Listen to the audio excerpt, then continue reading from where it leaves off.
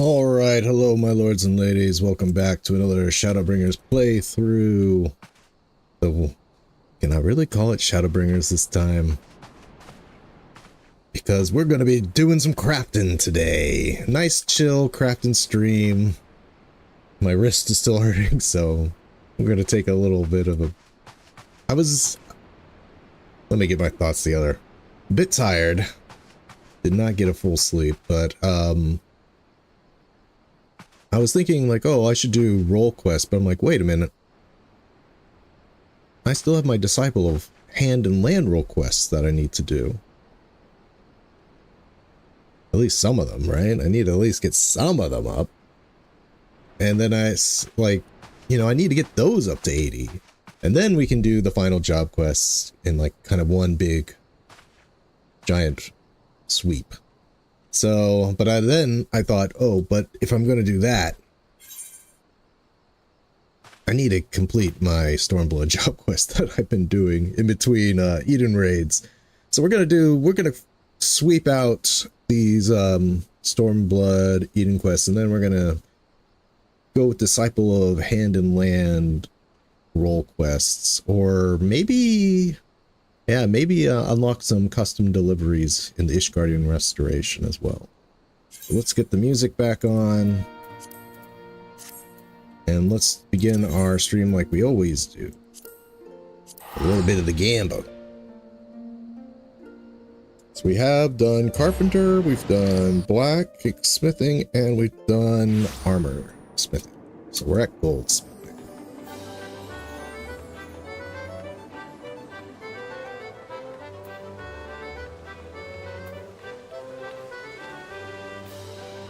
Get our open tournament.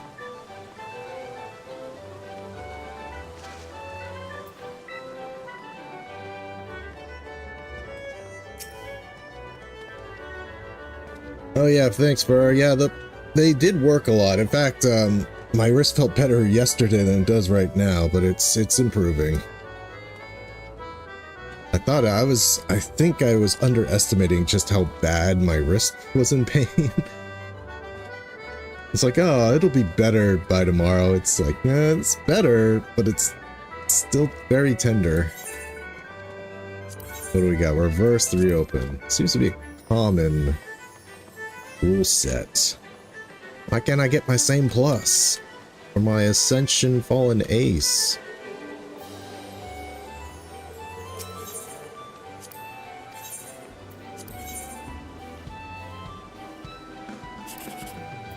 So I've been trying to get raid ready,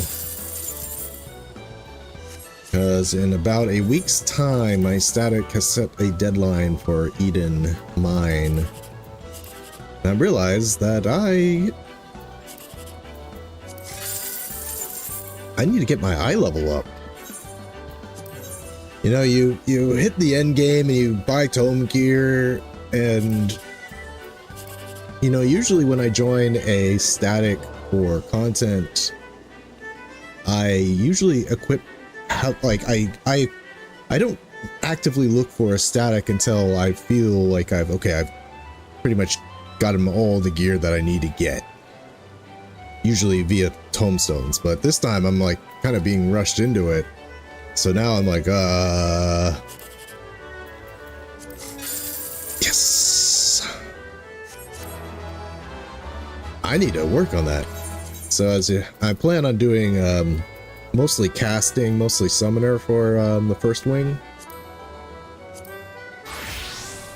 So I got it up. I think I need to have it at 445. But let's see, Black Mage is at 440, just barely made it, and I might want to heal a fight. So this is 52. But in my pursuit of eye level, I have come to the realization that materia is much harder to get in Stormblood, and I'll show you why.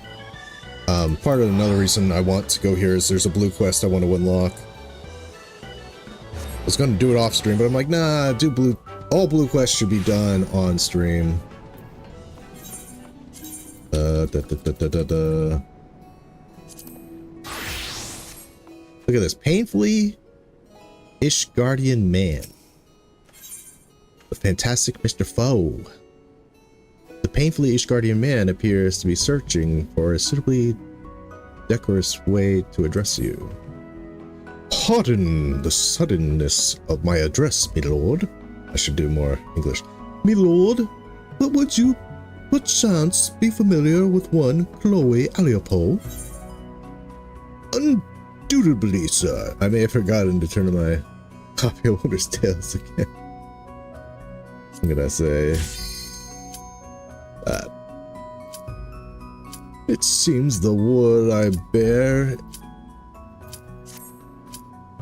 is ticking away. It seems the word I bear indeed be the best to you, then. I see Miss Aliapo has a new pet fox. She has made it known that her most field of acquaintances, which includes me naturally, are invited to regale him with tales for fantastical rewards. Surely Miss Aliapo believes her furry friend to share her appreciation for tales of gallantry. I dare say my heritage makes me something of an expert. Oops, missed the open tournament. Oh well. Alas, the resemblance is simply too uncanny. I cannot go near the creature without feeling as if I'm being judged. My honor will not allow me to simply ignore the invitation, however, so I thought you might wait upon the fox in my stead. The children have taken to calling him Commander for reasons most obvious. You will certainly know him when you see him. Now, this is funny. I'm unlocking, what is this, Bow Hollows?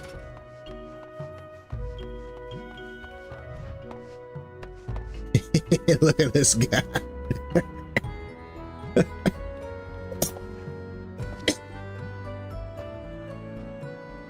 Look at this dude. Can I sit?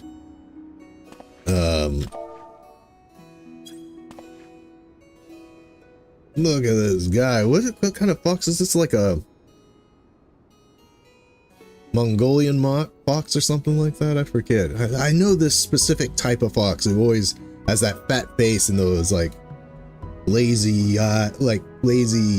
half-closed eyes. All right, dude. This is gonna be interesting because, you know, it's funny. I'm stuck doing Heaven's Ward Wondrous Tales, or pretty much until you get to endgame, right? But they're gonna let me unlock full hollows even though I can't do any unrails. It's gonna be funny.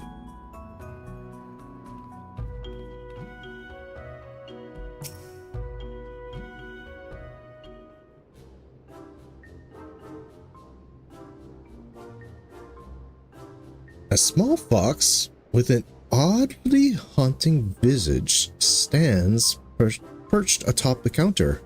You squint, attempting to see the resemblance the man made reference to. Oh, he's speaking to me.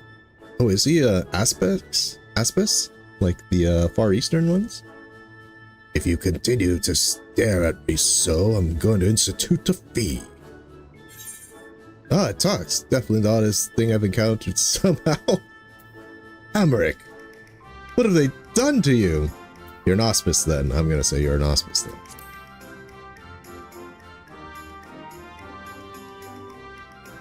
I am. And I must say that such a response is a welcome respite from all the shrieking and cooing I've encountered. Why can you call this guy Amaric? Amaric, my God, what have they done to you?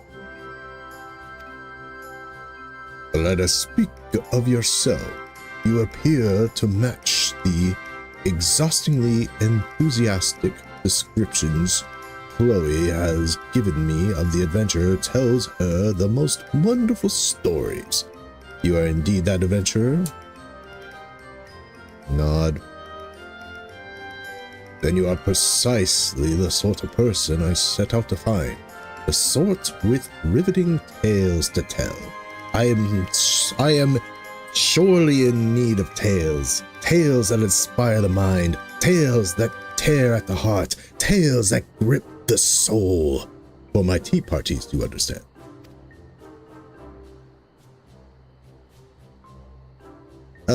Oh, it's Chloe's best friend, Calico. Are you making friends with the commander too? The commander says he spends days and days and days talking to his other animal friends. But after so many days, all of them have run out of new stories to tell. So he's searching far and wide for new ones. Stories, that is. He still likes his friends. So really, he's just like Chloe. Isn't that right, Commander? I have said my name is Sotan. I swear, between you children and Rowena, with her little joke, I'll never be rid of that blasted nickname. Hey, MM. Good to see you, my friend.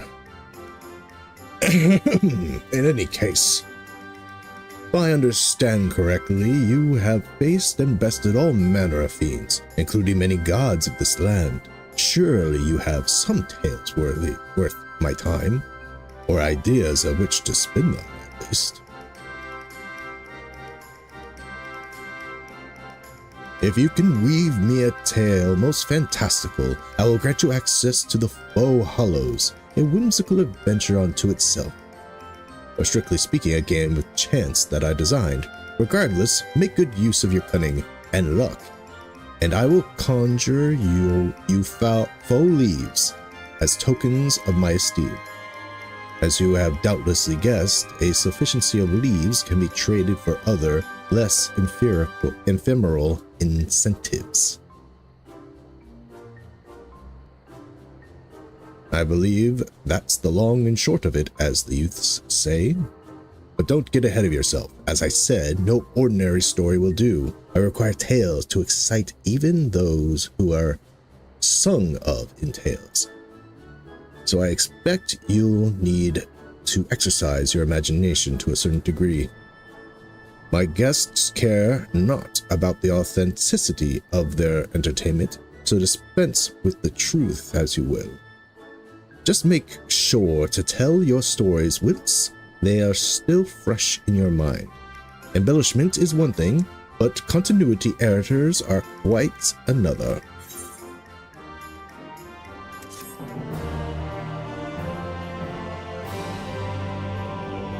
Unreal is good mid-core content. To be honest, Shinryu is pretty tough right now, though. I know many players are not running Unreal right now because it's a lot. Yeah, well, Shinryu is one of the toughest Shadowbringers trials. Stormblood trials, excuse me. You have access to Unreal trials. These challenging encounters can be accessed via the Raid Finder. Unreal trial duties that challenge you to confront past foes, now more powerful than ever before at the current level cap.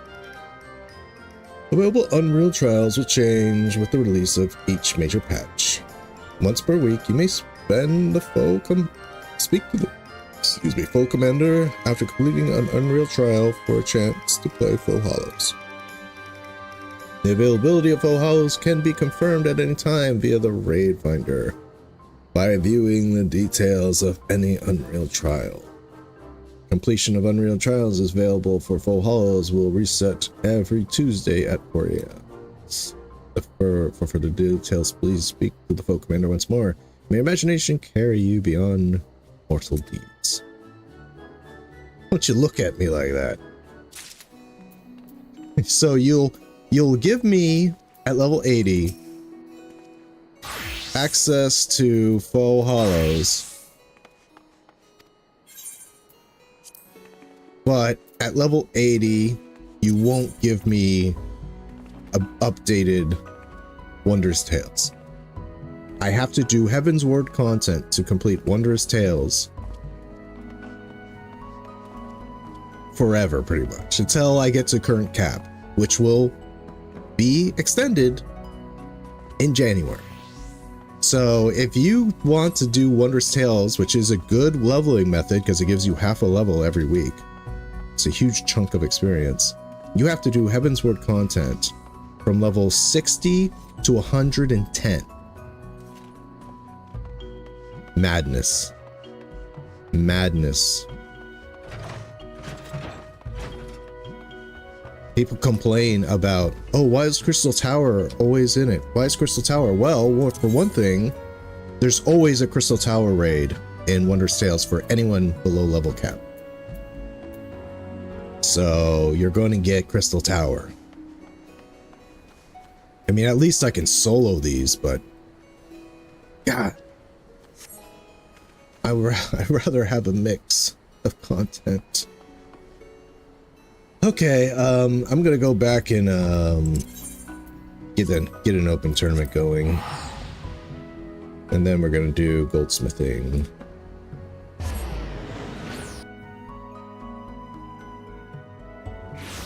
It used to not be like that, right? I swore mine updated as I got to the MSQ. Well, I don't know. I've been in since Stormblood got added to the trial and Shadowbringers. So you can see I'm level 80 and there's no blue quest in Autoshire. I imagine that's where you go to update it. It would be really weird if you had to go somewhere else for it.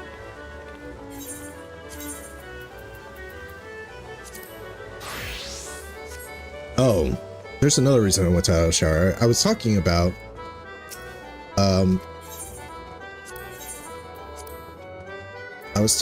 materia and how much harder it is. I think the reason it's hard to get materia for Shadowbringers content comparative to what I did before is I think actually Chloe changed her shop recently.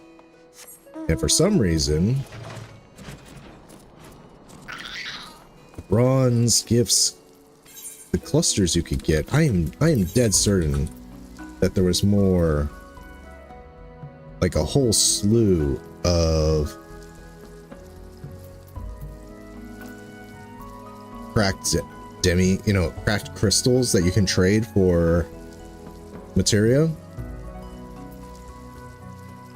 I thought you could, I know I got these for Heavensward content, and I'm pretty sure I did it for Stormblood content too, but look, you only can get 9, 10, 11,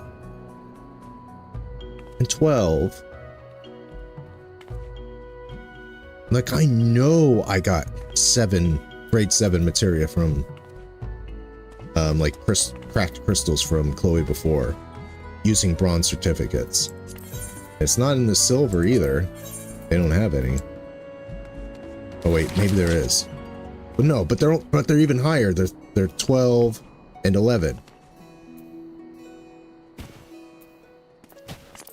So they took away, for some reason, they took it away.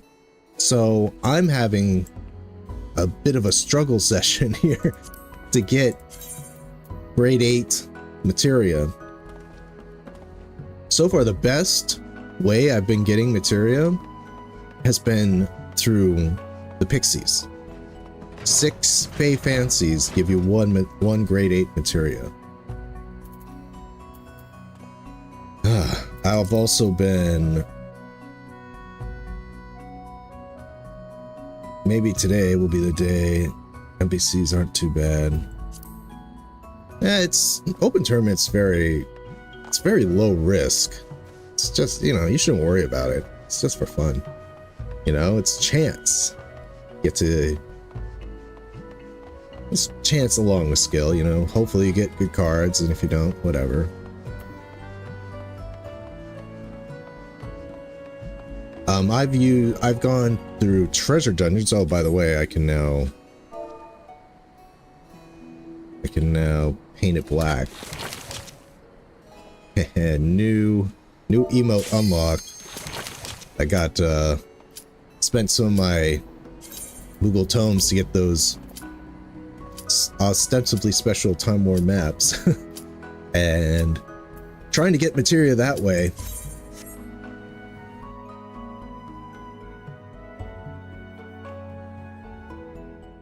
Hey, sorry. Yeah, you're all the way in Europe, aren't you? No worries, man. As long as you can catch them anytime you can, I appreciate it. You know, you can watch the VODs. I appreciate it any way you can watch it.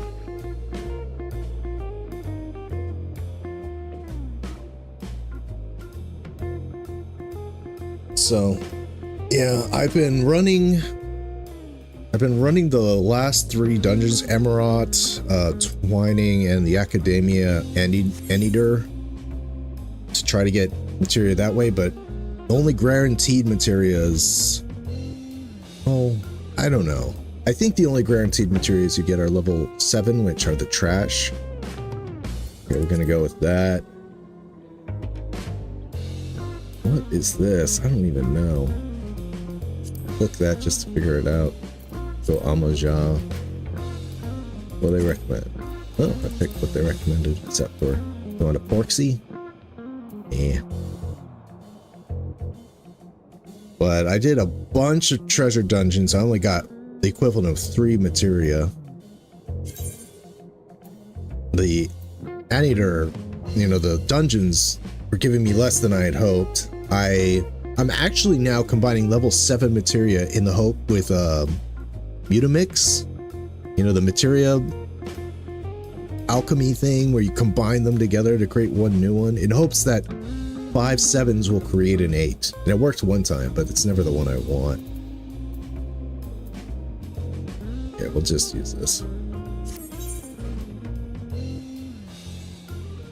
Oh, you're Asian? You're in Asia? Man, I'm kind of jealous. Yeah, man,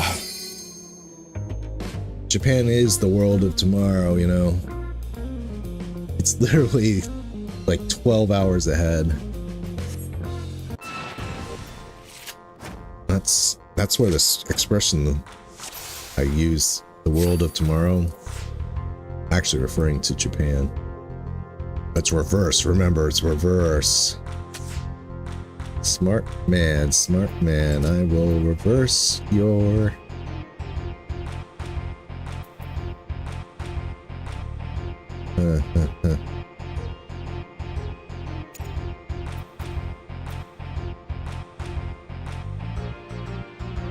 I think I'll get my weak ones out of the way.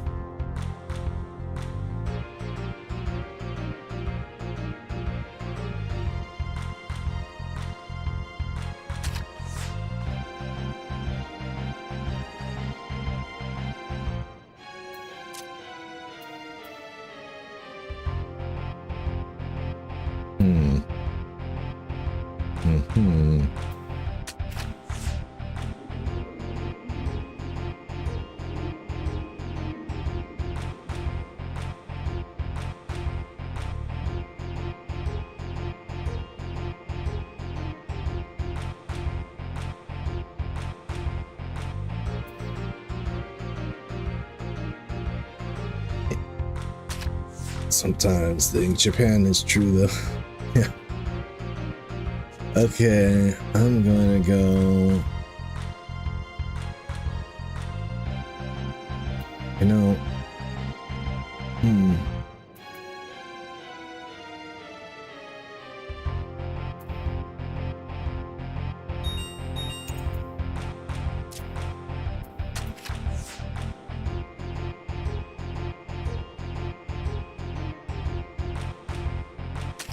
Good God, he still countered me.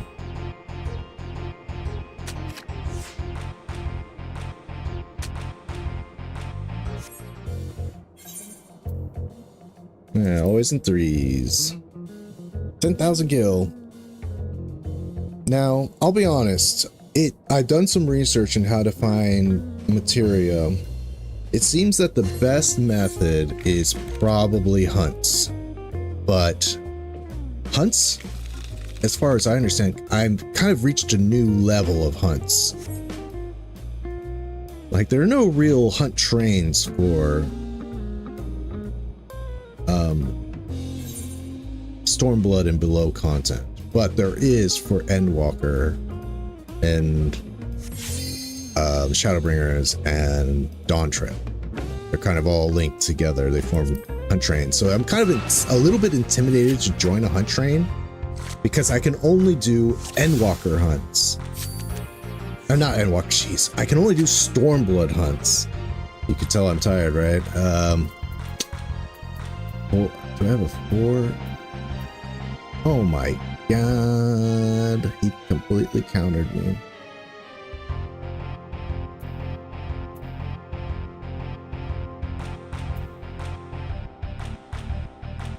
He completely countered me. I'm gonna put this here.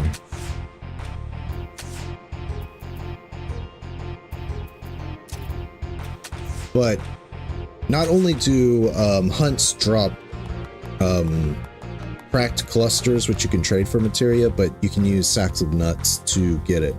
But I am a little intimidated to join a hunt train because like they're like, oh, we're gonna start here and eventually get to Shadowbringers, and I'm like, but I just want to do Shadowbringers. I can only do Shadowbringers. So I'm still a little antsy about it.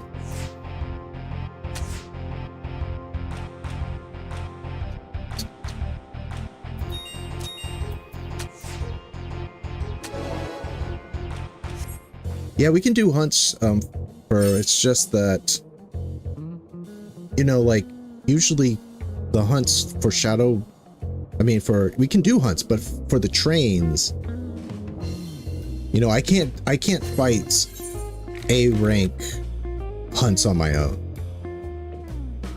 And even if I could, it would take me like over 15 minutes to beat one A rank by myself. So I really would need partners for it. And the best way to get partners is a hunt train, but there are very few Shadowbringer hunt trains, by which I mean there are Shadowbringer, Endwalker, Dawntrail hunt trains. But it's like, if I only join for Shadowbringer's content, is that like acceptable?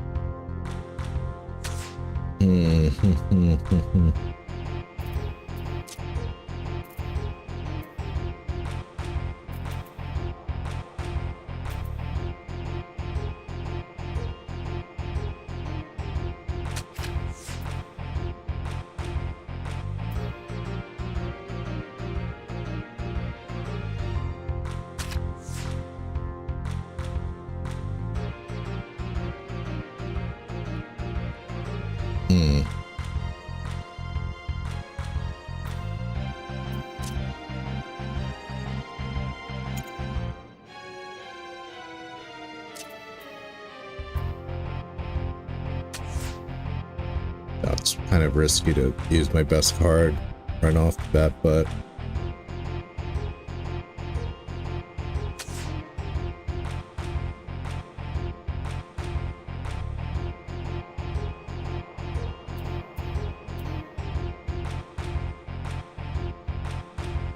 I don't know what this guy's playing at, but I'll take the lead.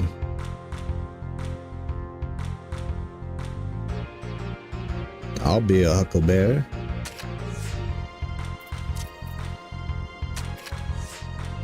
You got a 5-star card there, dude. I don't know. Yep.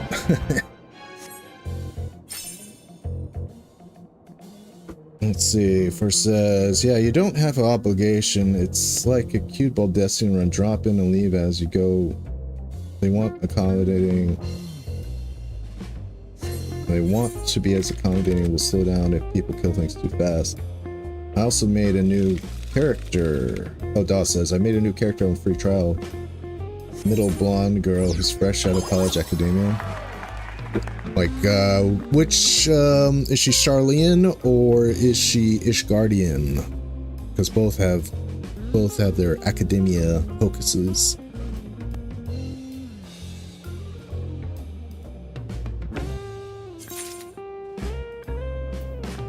I'll have to look into it, but to be honest, another thing is Caligo is not my hunt character. Really, I mean, I have done hunts with him, no, don't get me wrong. If there's like something that I want and I need allied sealed or Centurio seals, I would use, you know, I would do some hunts. But the Joe, my self-insert, he's my hunt character because I want the tiger mount for him. So I kind of am reluctant to do hunts because I do so many with Joe. I haven't even cracked. I feel like I've done so many, and I haven't even like gotten anywhere close to getting my tiger hunt, my tiger mount. I don't know if you guys are familiar with the kind of the story about the guy that wanted to get the pug mount as quickly as possible. And I knew exactly how he felt, like that kind of dedication and absorption into doing a task, and then when you finally get the mount, it almost makes you sick to your stomach because of you like look back at like, I did it, and then you like realize what you had to do to get it, and it's kind of soul breaking. Like, do not do 1,000 S ranks and 2,000 A ranks as quickly as possible. Like, just chill out with that.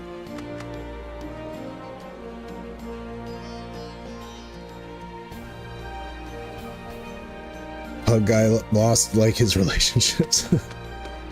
You know, it was like me when I was into Pokemon back in the day, and I really wanted a shiny Sandslash, but I also wanted it under the correct nature and with a good stat line.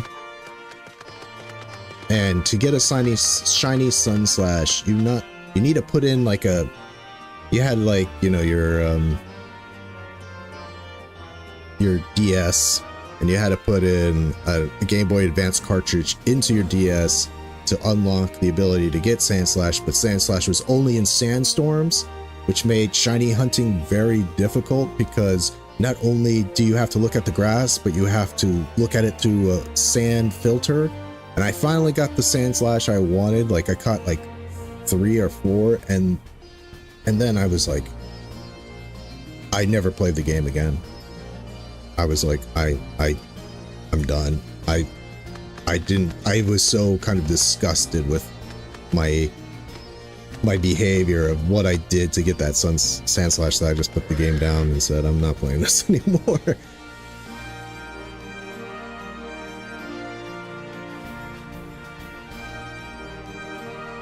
Like, I was like crawling into a closet to get as light and turning the light up as maximum as possible to be able to try to see the shiny grass.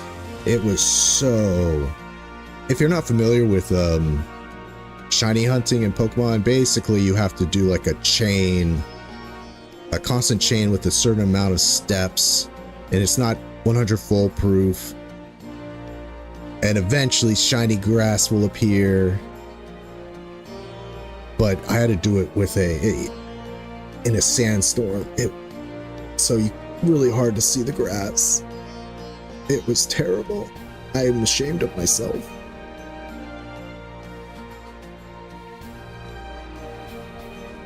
All right, let's do our Stormblood level 70 Disciple of Hand and Land classes, and we'll move on to role quests and maybe unlock.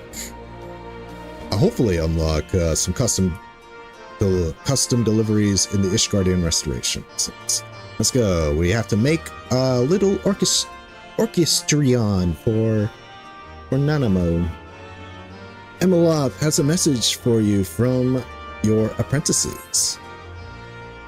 Oh, schoolmaster, our apprentices wish to consult you regarding the orchestron they intend to make for the Sultana.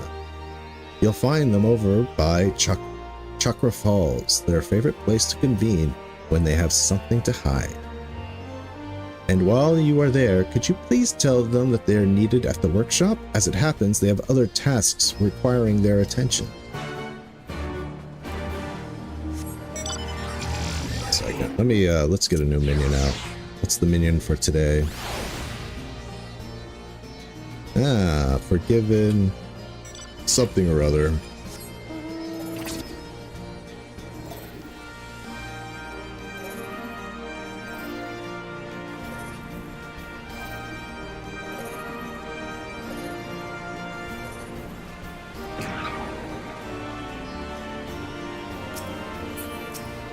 Widow, Chief, mind taking a look at this for me? It's the case for the orchestra. Fitting the wood bits together was a deal harder than I expected, but I kept at it till it all came together. Or, leastwise, I think I did. And Miss Emeloff needs us back? Ah, bugger. We're supposed to unload the supplies. I knew I forgot something.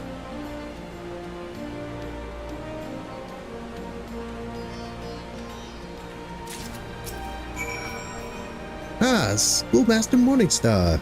You'll never guess, but we've already begun working on the orchestra, and without Miss Emeloff's knowledge, because we wanted to see how well we could do it by ourselves.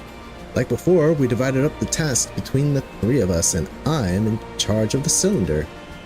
Each part's already, and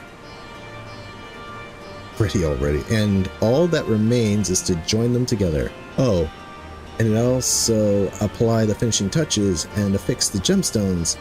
But those two things we'd like to entrust to you, seeing as the gem works wouldn't be, well, the gem works without you. But before we get ahead of ourselves, I'd appreciate it if you and Miss Emeloff could examine our work and make certain everything is up to scratch.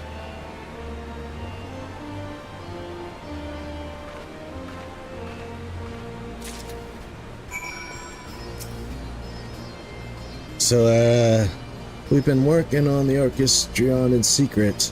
The adornments are my task, and I was hoping you could tell me how good, or shite, a job I did. At first I was thinking to make the whole thing together ourselves, but then we got to thinking some more. You and your Grace go back a long way, right?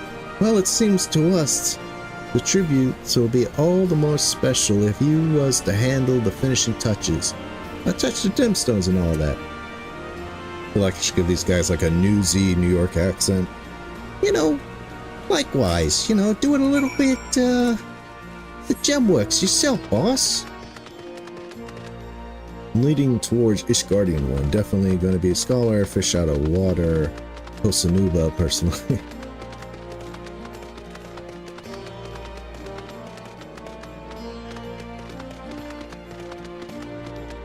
Is your character from the Scholasticate?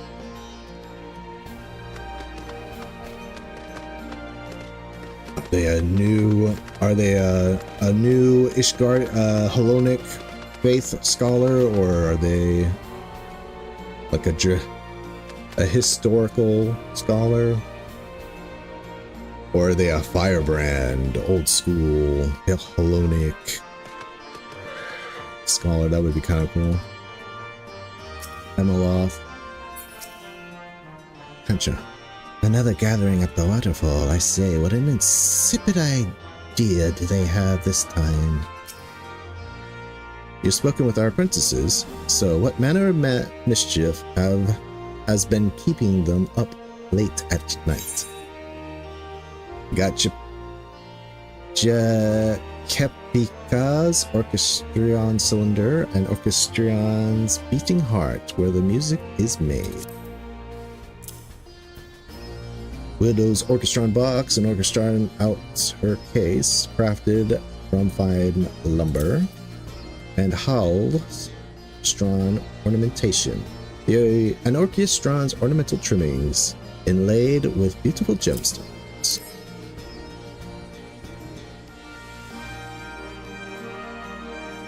They made all these completely unaided. If they want my honest opinion, it's good enough to assemble and present to the Sultana. With this degree of polish, there's no reason why they can't handle the rest themselves. Yet, I can appreciate the sentimental value in entrusting the finishing touches and gemstones to you. As our apprentices say, the gemworks wouldn't be what it is without you. And And as the Sultana's personal friend, your involvement would imbue the tribute with greater meaning. In addition to symbolizing her grace's faith in us, the gemstones represent the cherished memories of her mother. If any one of us here should have the honor of breathing new life into them, it's you. With that, I shall leave you to it. Remember, should you require additional supplies, you need but to speak to Kanchana. I look forward to beholding the finished orchestrion in all its glory.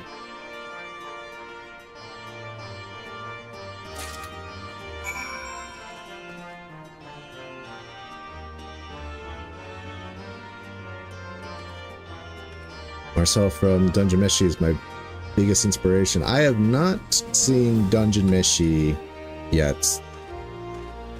Been doing free Ren. I've been trying to get into what is it called? Dan. It's I'm gonna be honest, it's a little hard to follow. I mean, I watch it in Japanese, of course, and I watch it with my friend, and we like to have drinks while watching anime. So might be a little bit inebriated while I'm watching the series, but it's kind of out there. It's a little crazy. I'm scratching my head sometimes going like, what's going on? What's this? Yeah, we finished Free Ren, and he doesn't like Doro Hey Doro. I like Doro Hey Doro, so we decided on Dan. But Dungeon Meshi might be a good one to watch. And if you want any ideas for a Forbidden Scholar, you can check out my Heavensward, like Ishgardian Forbidden Priest book. You can check out my Heavensward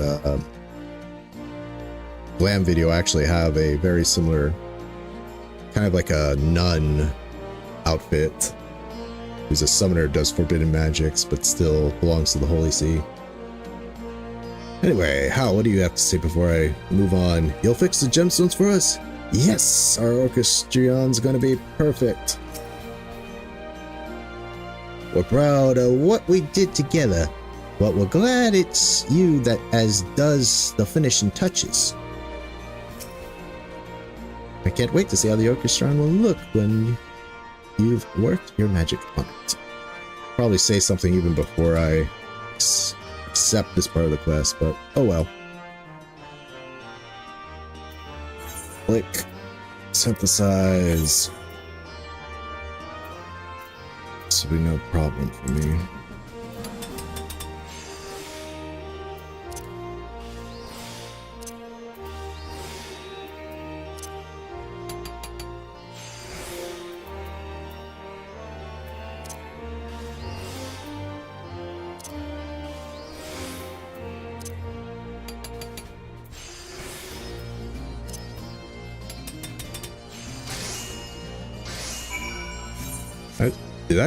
Does that even give you experience? No, it does not.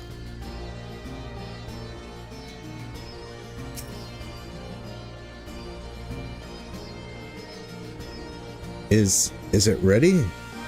Schoolmaster? The orchestrion? Gods, I believe I am getting butterflies in spite of myself.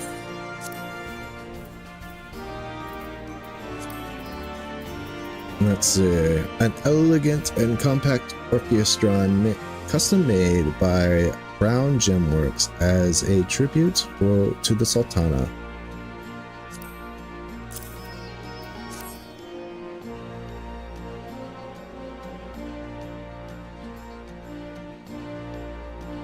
Oh my, this is magnificent. A more refined and elegant orchestrion I have never seen. Why, I can already see it gracing the Sultana's chambers, its music imbuing her slumber with sweet dreams. Such a grand tribute calls for a grand occasion in which to present it. As the creators, suffice to say, you and the apprentices must be in attendance. I shall arrange for the Crown Gemworks to have an audience with Her Grace. Until that time, let's all keep the nature of the tribute in confidence. The Arc is drawn, I shall leave in your safekeeping, Calico. For the appointed hour, pray take it to the palace entrance at the Royal Pomerade. State your business with the Sultan sworn on duty, and he will show you in. I shall see you there. I should pay attention more to these crafter-gatherer quest stories. The one for alchemy caught me off guard. Yes, alchemy is always the best one. That one got me misty-dyed, the first one. And the second one's just kind of cool. Oh man, and I say that, but I can't, and I know that the alchemy questline for Stormblood is the best one, but I'm having a hard time remembering it.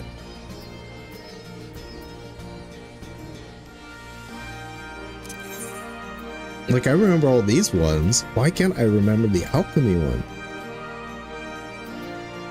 Good lord. All I know is, like, every single time, and I remember this feeling, it's like, oh yeah, alchemy has the best storyline every time.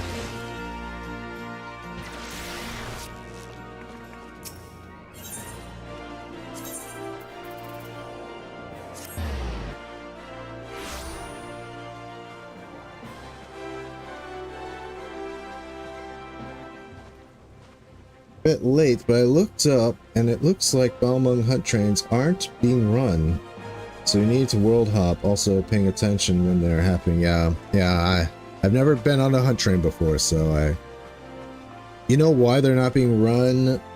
Is because for the longest time Balmung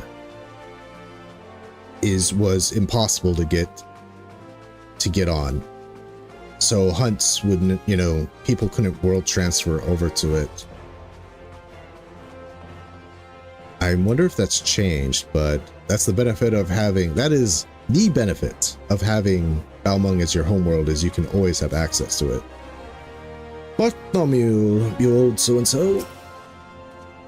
Caligo, you're gonna call me of the Crown Gemworks when we fought each other in the Ul Cup?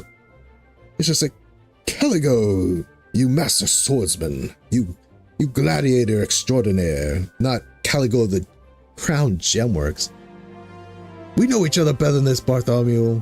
We know each other better than this. We have been expecting you. You have article to be presented, I trust?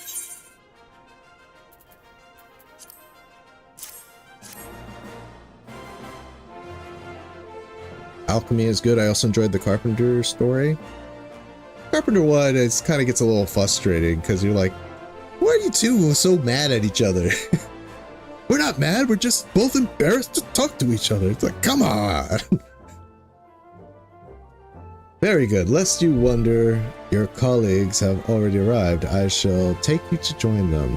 Her Grace will receive you in her chambers. Unless you're talking about the Heavensward one, where it's about the father trying to slay a dragon to get his family standing better after his own father disgraced his family, so they kind of lost standing in the Ishgardian nobility. And the kid is just like, I don't want to lose my father. Why do you have to fight the dragon? He's like, you don't understand, I gotta do it. Gotta go make me a spear. Like, all right, man, all right. Very good. Lest you wonder, your colleagues have already arrived. I shall take you to join them. Her Grace will receive you in her chambers.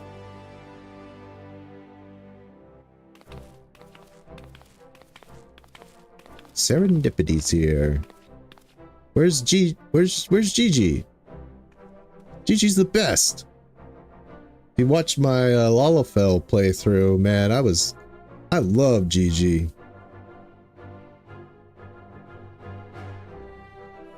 But then they had to introduce a new Gigi, so I guess they got rid of old Gigi.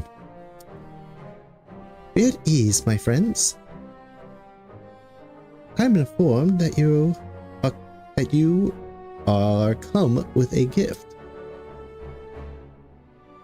Yes, Your Grace. A humble token of gratitude from the apprentice goldsmiths for the generosity you have shown them.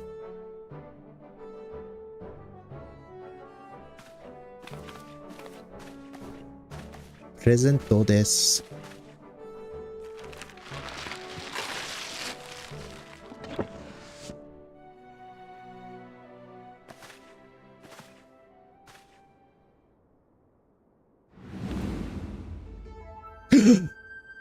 Do my eyes deceive?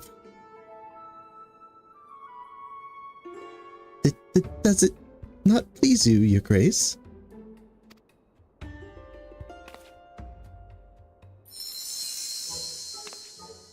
How should it not please me?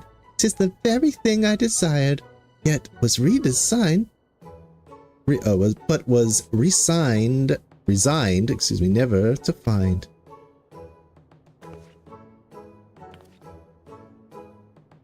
And the jewels that adorn it, they are familiar to me, so comforting. So, would they be? Indeed, Your Grace, we took the liberty of using the jewels from your lady mother's crown.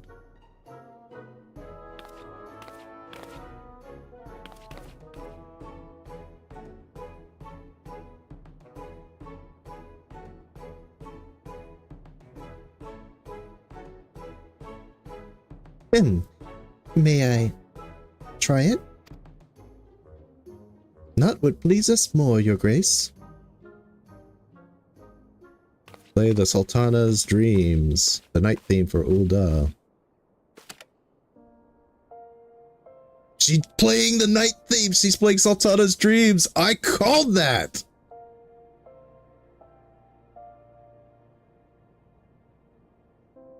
I called it. Good God. 'Twas a collaboration between the apprentices who crafted and assembled the primary components and their schoolmaster Morningstar, who handled the finishing touches.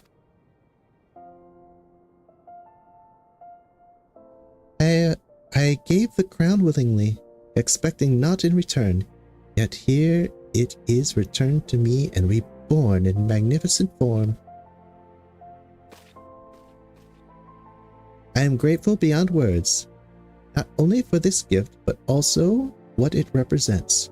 You're coming into your own as goldsmiths, ready to contribute to the future of your homeland.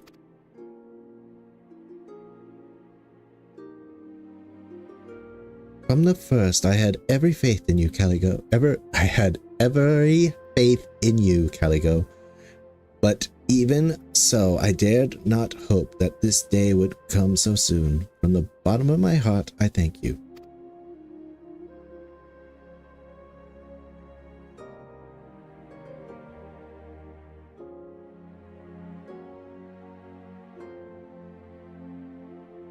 A happier audience we couldn't have expected. Now then, ere we return to Ralga's Reach, may I suggest we gather at the Goldsmiths Guild.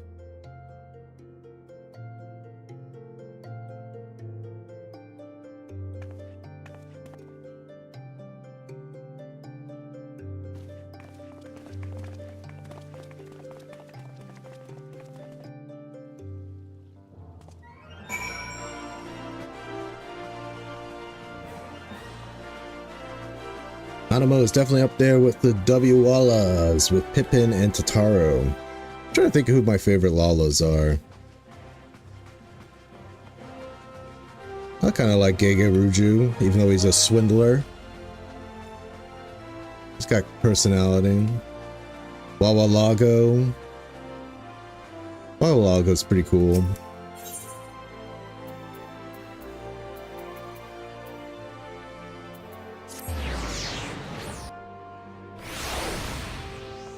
Hard to beat Gege Ruju though. He's a man of taste, of refinement.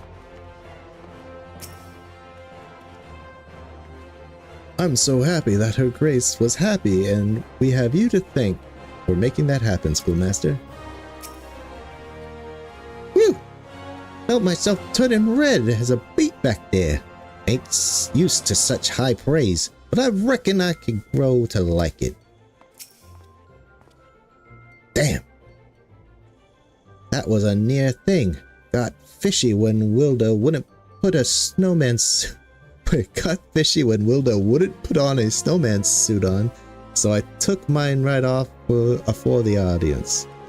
The hell are you even talking about, dude?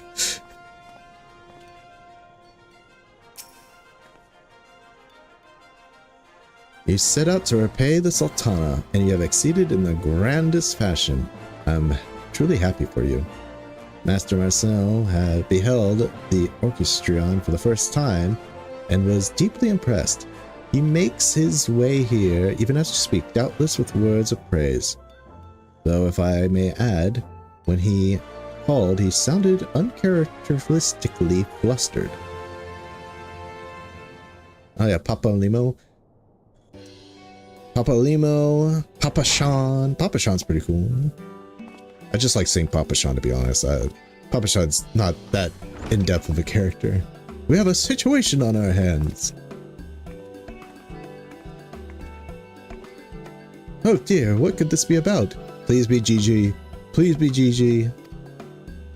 No sooner did I return to Eshtame's than I was flooded with orders for the self-same orchestra that you presented to the Sultana. How did that get out? It seems word has gotten out that the Crown Gemworks tribute for her grace, while Ul'dah is not, if not rife with rumors. That it happened with such speed beggars belief. Who squealed? That's passing on. No one else in attendance save ourselves, and afterwards we came directly to the guild. Gigi did it, or Serendipity did it. I'm so sorry, it was me. On the way here I bumped into Momodi and I might have let it slip. Ah, she told Momodi. Momodi's gonna tell everybody. I see. If Miss Momodi knows, then 'tis fair to say so does everyone. Yeah, that's Momodi, alright. Far be it her grace's intent to publicize her initiative, but neither did she expressly forbid us from speaking. You've done no ill, Miss Serendipity. On the contrary, you've done extremely well. From the perspective of commerce, the merchant in me is fairly giddy at the opportunities this presents. So, what say you all? Might Eshtame's aesthetics have the honor of carrying gemwork orchestrons as an Alamegan specialty? Are you serious? Our handiwork sold at a prestigious place like Eshtame's. Are we ready for this? Don't worry, brother. We got the schoolmaster at our backs, remember? I'm leaving. I think not, lest you forget, my apprentices, you are the heart of this initiative, and relying upon the schoolmaster would take the shine off your tail. I concur with the assessment. Furthermore, for all intents and purposes, a product synonymous with Alamigo has been born this day. In other words, Morningstar has fulfilled his role as stipulated by the Sultana, and with distinction besides. It would not be meet to demand more of him. Oh man. I can tell my lack of sleep. I'm having a hard time reading. We'll manage by ourselves somehow. I know we will. So you don't need to worry. That's the spirit. Now, even though Caligo won't always be on hand like before, I'm sure he'll visit Ralger's Reach whenever he's able. And you may rest assured that Emeloth won't be going anywhere anytime soon.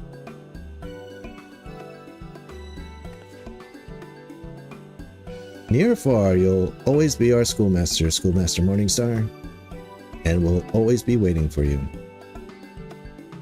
Nod. Miss Emeloth, if I might trouble you for a moment of your time, I should be very like to discuss the matter of supply, and ere before we go our separate ways, allow me to say to you all what an honor and a privilege it has been to be part of this tale. Suffice to say, I shall continue to watch the crown gemstones with great interest and ever pray for its success. Till next time, my friends. Da, da, da, da, da.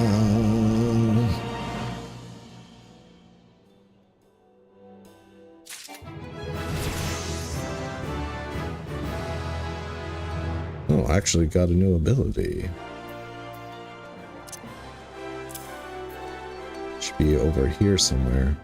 Preparatory touch increases quality at greater durability.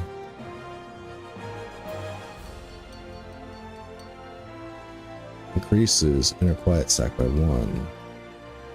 Okay, and this is not a combo. Okay, gonna put this here. I'll do. Put this up here.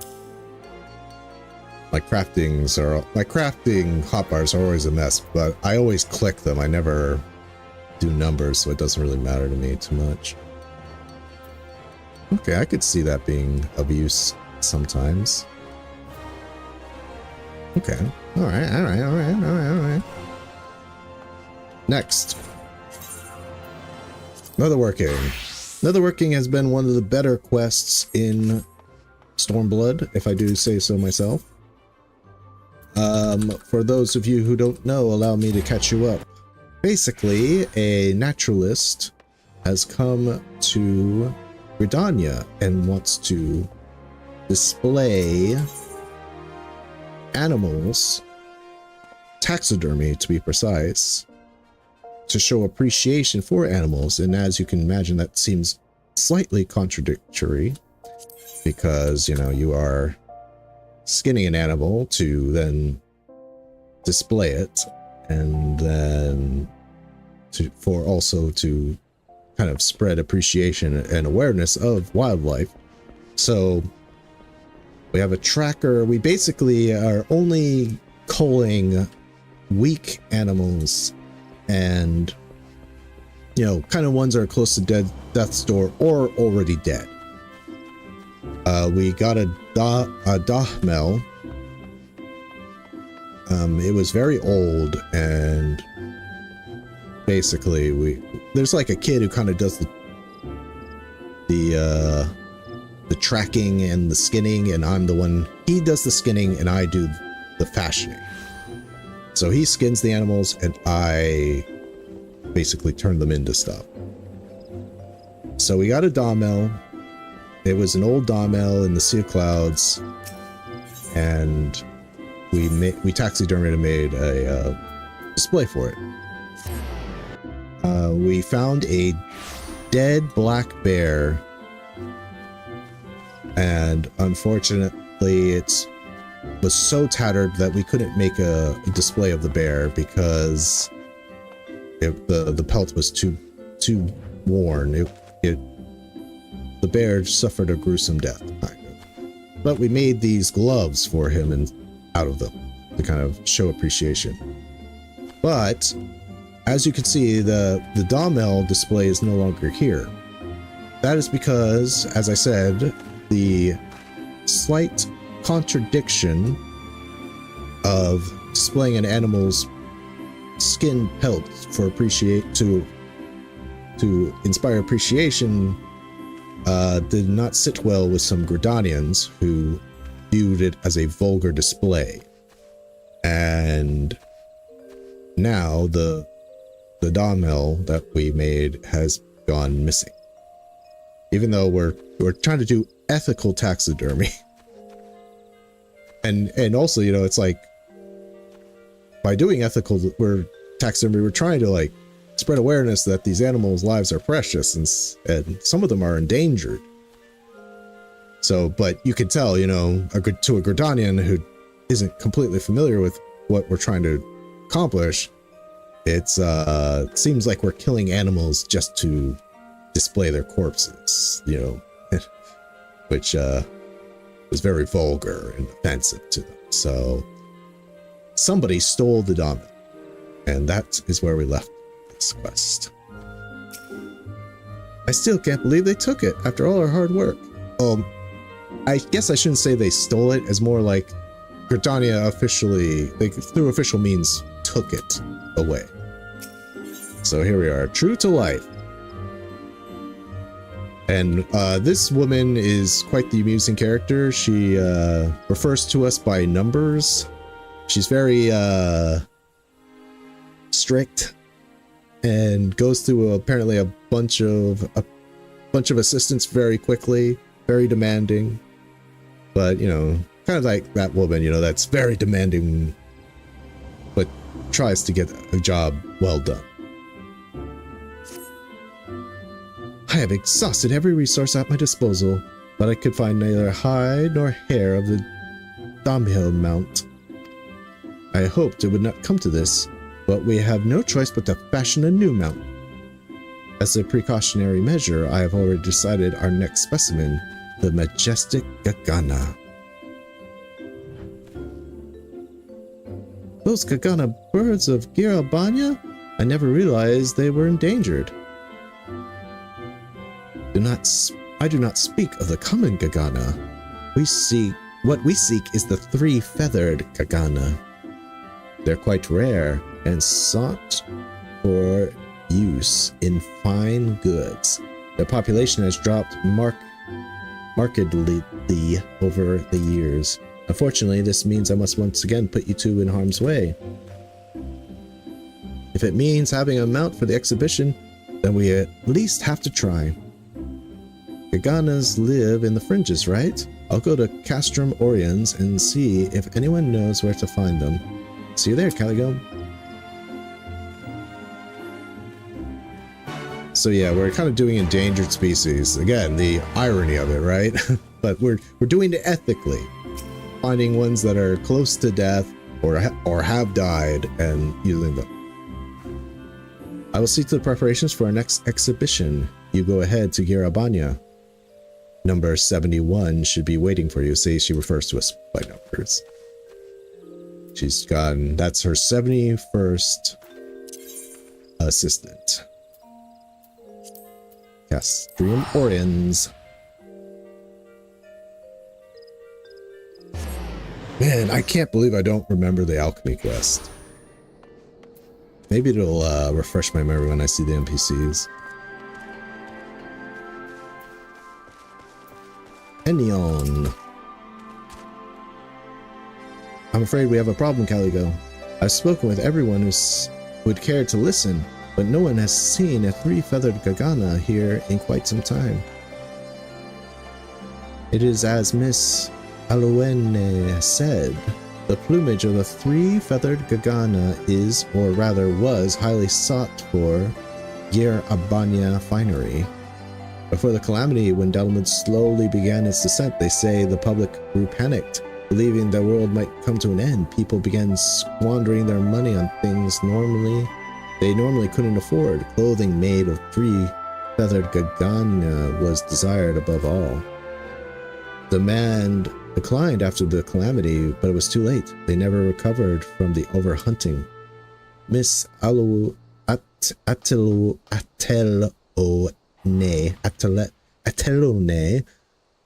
was counting on us to find one for the exhibition. I don't want to return to her empty-handed. There has to be another way. Did anyone say why they were so valuable? ... I'll say, did anyone say why they were so valuable? Their feathers have a lustrous sheen unique to the three-feathered Gagana.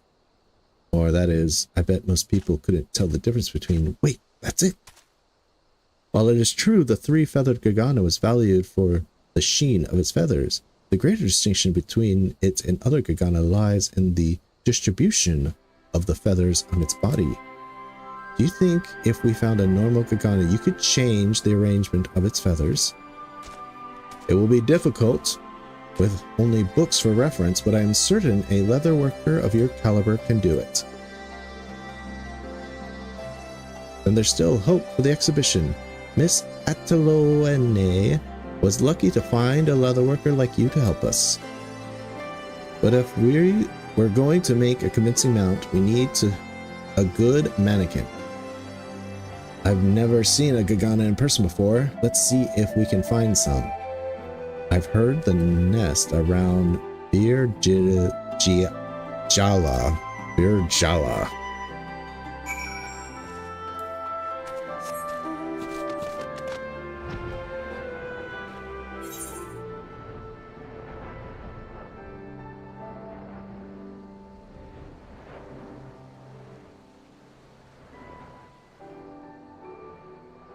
I guess he also makes the mannequin, like the he makes the mannequin that we drape the pelts over. That's his job. Now it's been a while since I've done these quest lines. I'm trying my best to remember what I can.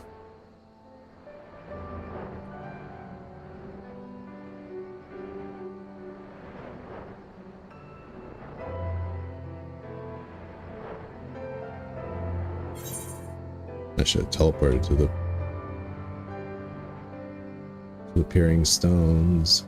Had I known it was this far out.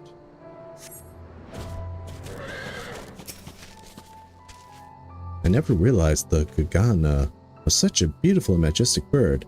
If it's alright with you, I'd like to observe them for just a while longer.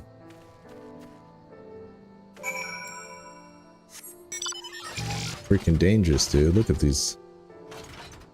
They're like a mixture of an ostrich and a bald eagle, combined with spikes.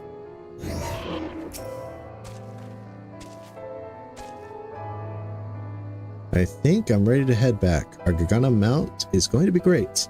At least I hope it is. Can I ask you a question? I know Miss Ataloene means well and all, but Marmaduke was absolutely furious. If other people are just as angry, maybe we shouldn't make another mount. What do you think? Everything will be fine. We've come too far to run away now. ...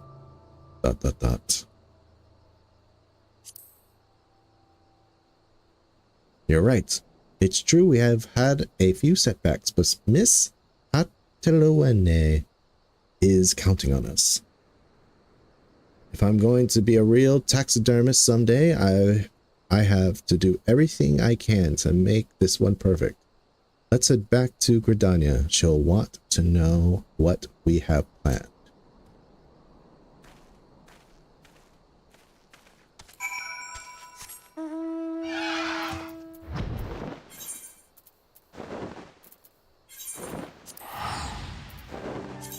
Jeez, I already got...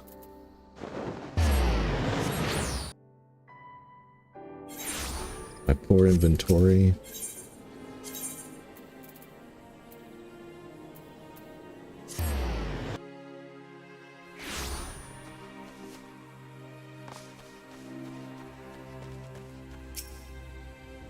Hey Calio, Miss Ataloene ordered a pelt from the Leatherworkers Guild for you. At last you have returned. With nary a scratch. Anyone has told me everything. I pity you were able to find a true three-feathered Gagana. I knew sights of the bird had grown scarce over the years, but I never imagined the situation was so dire. Your plan to recreate the three-feathered Gagana using the pelt of a normal one, is that right? This is no small task you place upon yourself. With the exhibition fast approaching, we can afford no mistakes. If all goes as planned, this will be your final task for me. All the more reason I shall accept nothing short of perfection. Though I loathe to be made to wait, I will make an exception for this. Handle that pelt with care, and do not give it to 71 until you are absolutely satisfied with your work. If anything should happen to it, inform me immediately, that I might procure another. We're just gonna toss the gold cards. I should have opened them and trade them in, but c'est la vie.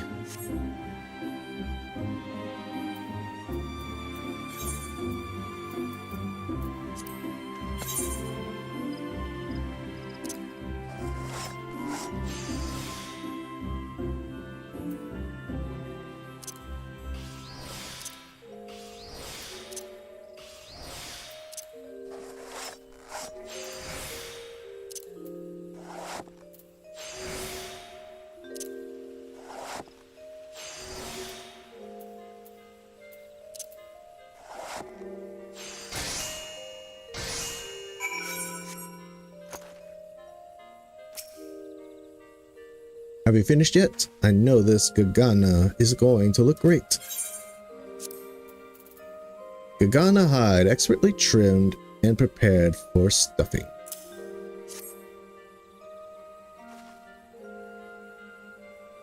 This is incredible! It's the spitting image of a three-feathered Gagana. I can only picture the looks on people's faces when they see my mannequin dressed with this. It's going to be our finest mount yet. The placement of plumage on this pelt is immaculate. Well done, number 72. Now, I must be off to the amphitheater. I have posted flyers all about Gridania to ensure our desired audience is in attendance. Everything must be ready for his arrival. Be careful with that pelt, number 72. And remember, nothing less than perfection will suffice. I'm number 72.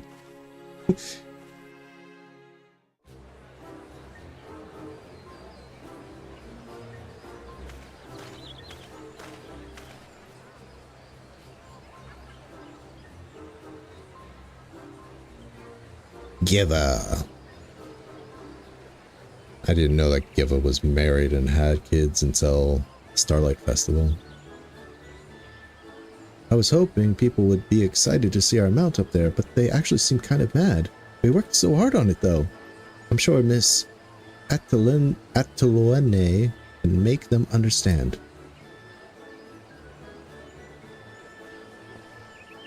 It's a Marmaduke.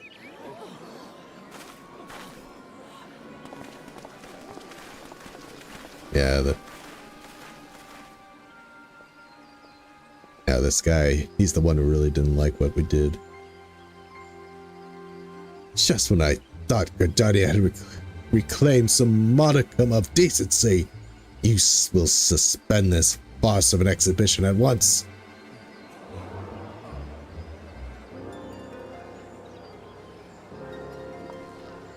Silence! I will hear no more of your fabricated tales of the elementals.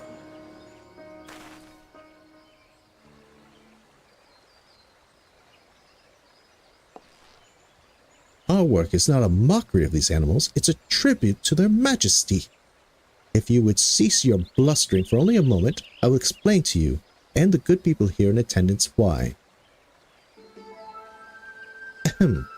Thank you for gathering here today. I will speak with you regarding the matter of grave concern, one often overlooked in the hustle and bustle of lives here in Gridania. To start, I would have you consider this, the three-feathered Gagana, a rare breed highly valued by the people of Gir Abania. Before the calamity, as Dalumun began its bodeful descent, demand for this bird's plumage would see its population drop substantially. Its natural habitat has undergone drastic change since then. So much so, I believe there may be none left.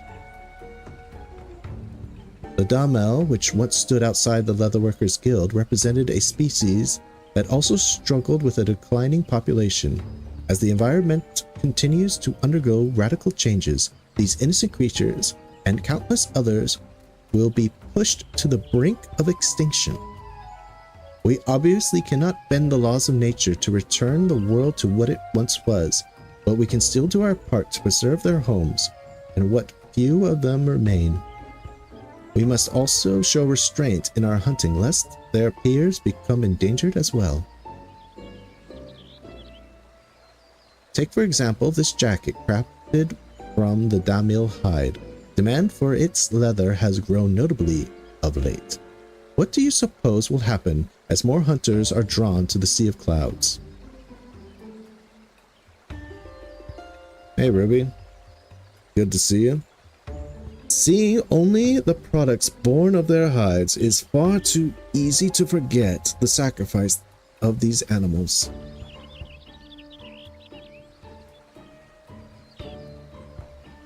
We must protect them as we do the balance of life here in the Twelveswood. To do otherwise would be a grievous squandering of resources.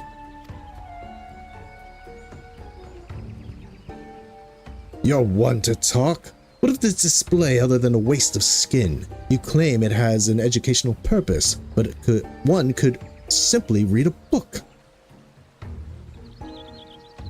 Did it happen again? Did Shadowbringers enter the free trial right before you almost gave up and bought the game? Yep. I got Shadowbringers for free. Just like it happened with Stormblood. I had just cleared Omega, and that's pretty much was all the content I needed to do for Stormblood.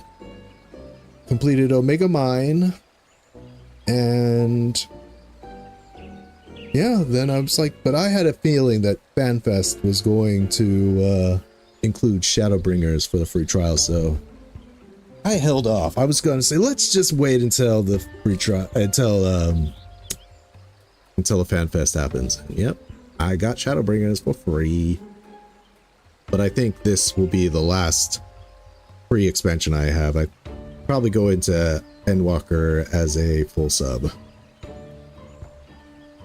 You think somebody on the dev team follows me? Maybe. I wish, because I've got ideas. The amount of resources that Final Fantasy XIV has that they do not allocate to the player base is, how do I put it? It's tremendous. They need to put more of the resources that they use either one time or just give to NPCs and let us have them.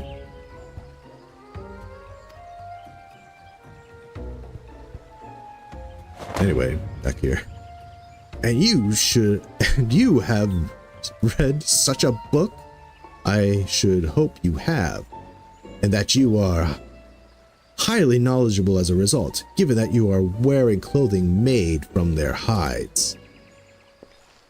Well, what about you? Do you know anything of Damils or Gaganas?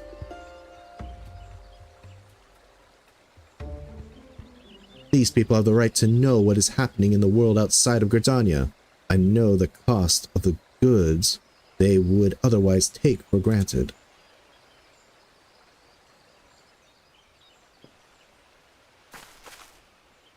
Replace mentor crowns with watering cans. I kind of like that idea, Ruby. That's funny. Here, Marmaduke, perhaps now you would be willing to consider the merit of Atalone's work. These mounts are not meant to offend anyone. They are a lasting reminder of the lives sacrificed for the clothing on our backs, a tool to arouse interest in the study of animals so many would otherwise ignore. You might think these specimens a grim reflection of their living counterparts, but they preserve the truth that mere words cannot express. Surely you would understand the virtue in that.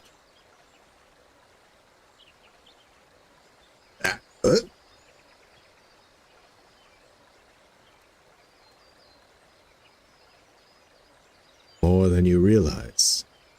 For it is my duty, nay, my privilege, to hearken to the elementals and bear witness to such truths, that we might maintain the delicate balance of life here in the Shroud. I see now you only wish to share with these people knowledge I have long taken for granted. I would ask your forgiveness for my recent wrongdoings.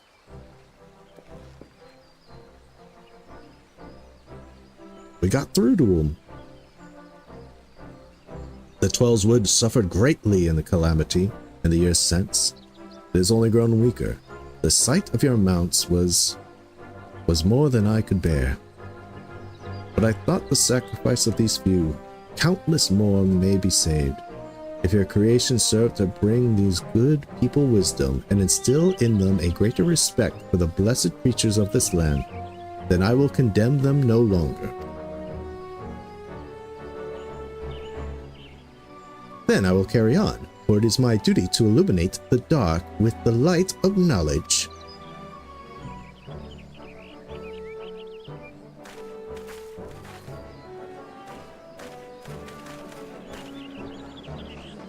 I can't believe they hunt elephants for their hides. What are you talking about, Ruby? Before I continue, I must give thanks to two skilled artisans who made this possible. My darling assistants, an aspiring taxidermist who pieced together the splendid Gagana mount, and the gifted leatherworker who prepared both the jacket and Gagana's pelt. Are you going to tell us by our names? Probably not, right? Just said what we are.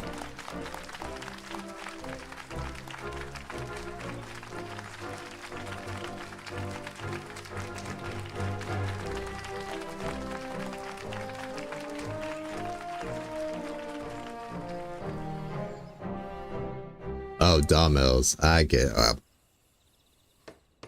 I have to stand for this Ellison slander.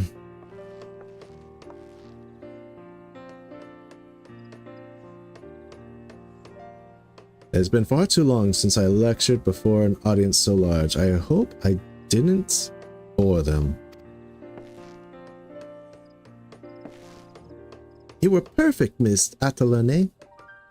They were hanging on your every word. And did you see how everyone was admiring the Gagana mount? Today was a great day. Indeed it was. A great many people learned a valuable lesson thanks in no small part to the two of you. And with that, I do believe my work here is done.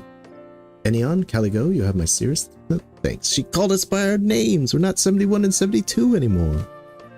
We're gonna get taken back? Yeah, look at that. Come now, you two. When my assistants are deserving of praise, I will not hesitate to give it. Even I have to admit that Gagana mount was quite impressive. It's not often the amphitheater draws a crowd like that.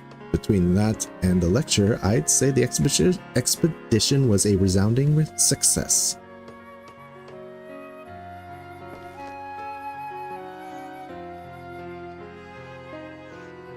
Ruby, you got Ellison jokes for days, don't you?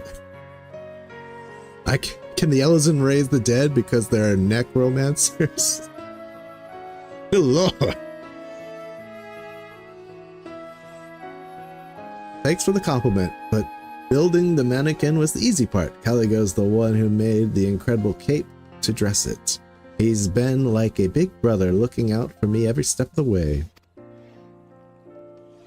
Now that we've finished though, I think I'll stay in Gridania a while longer. There's a lot I need to learn about leatherworking. I have plenty left to share about making animal mounts.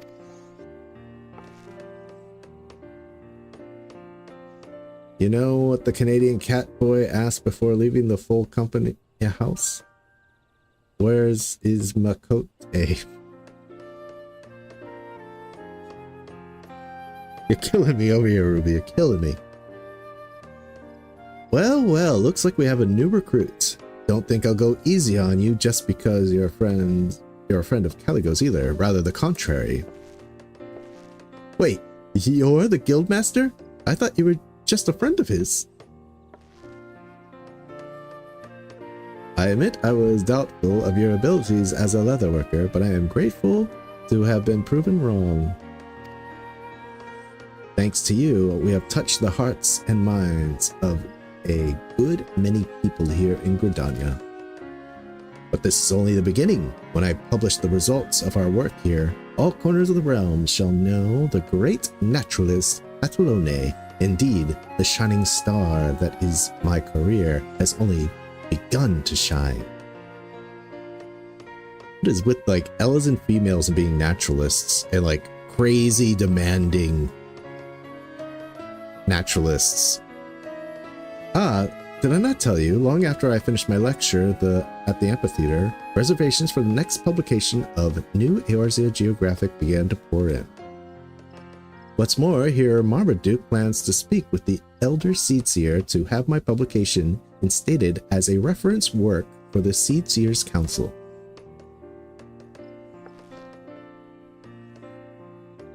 I left Marcete to manage the better part of my research and writings, but this will require nothing short of my undivided attention. Marcete is the other Ellison female, who also abuses her assistants quite thoroughly.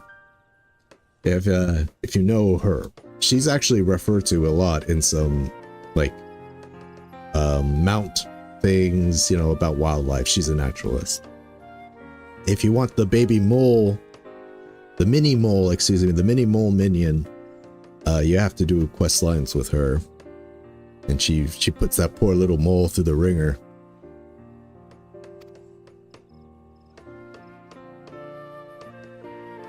My work must be thorough and comprehensive. I foresee much traveling as well. Yes, across the whole of Eorzea, and then the world.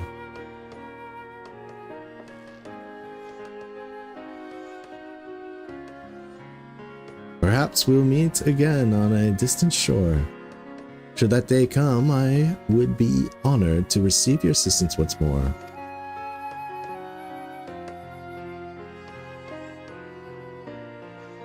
Unburnt Longhaft? I'm not sure who that is. No spoilers though, Ruby. I'm still in Shadowbringers.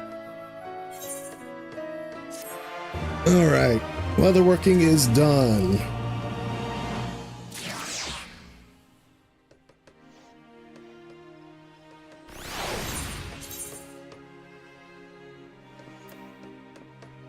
Brassblade Captain handpicked his squad, all women. Oh, are you talking about the guy with the twin Makote that... Ah, man, that guy's, that's dangerous territory. But I was like, are you talking about the guy that groomed those two Makote girls? Yeah. He found them when they was really young, and now he has both of them as his, like... He practically turned himself into his own Noon. You know, culturally speaking, I think the Makote girls don't really have an issue with polygamy, so... Especially, Seekers like they are.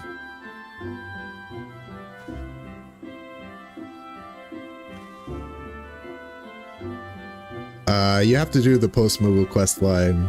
You get to learn about all these characters in A Realm Reborn, and one of them is the High Bridge, where there's a Brassblade captain, and he has two Makote sisters who I think their parent, like they found them when they were children, and now they're his lovers. Or implied. At least they want to be his lovers. Let's put it that way.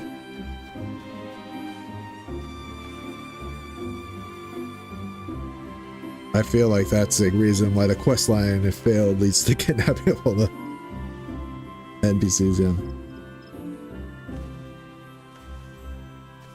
Stroking the haft. Oh my lord. Yeah. Earlier Realm Reborn was crazy. We just did that Dragon Quest, which, you know, was a reference to Brokeback Mountain. Okay, so where are we on now? We're on Weaver. Okay, Weaver. So a recap for everyone who hasn't done the Weaving Quest. Basically, what is it called? They're not a geisha, but the thing before a geisha, the young geisha, God, I forgot their name, but her and her patron came to Ul'dah to try to find new styles to kind of dazzle, God, what do they call it? It's like something Ko. I don't want to call, Maiko, that's right. Thank you, Ruby. Maiko and her patron came to Ul'dah to kind of find new styles to help distinguish her from other Maiko, and they were very pleased with my work, so much so that they invited me to come back to Higashi so that I could continue to make fine dresses for her to stand out. And she kind of started butting heads with her former teacher. I guess you could also say is also her kind of like senpai, more like of a geisha than a Maiko. They started butting heads because she was kind of throwing away tradition in favor of kind of like more modern, Western, and risque clothing than the more traditional Maiko attire. And this kind of bit her in the butt because she was going to entertain and dance for a Thavarian, and she chose everyone's favorite, the Thavarian Buster. What do we call it?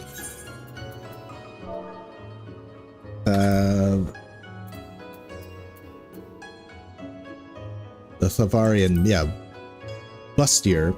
She wore this, you know, one of the most popular glam items in the game. At least it used to be before.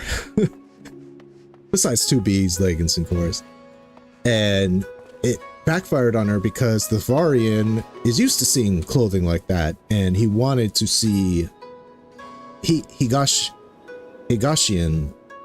like style.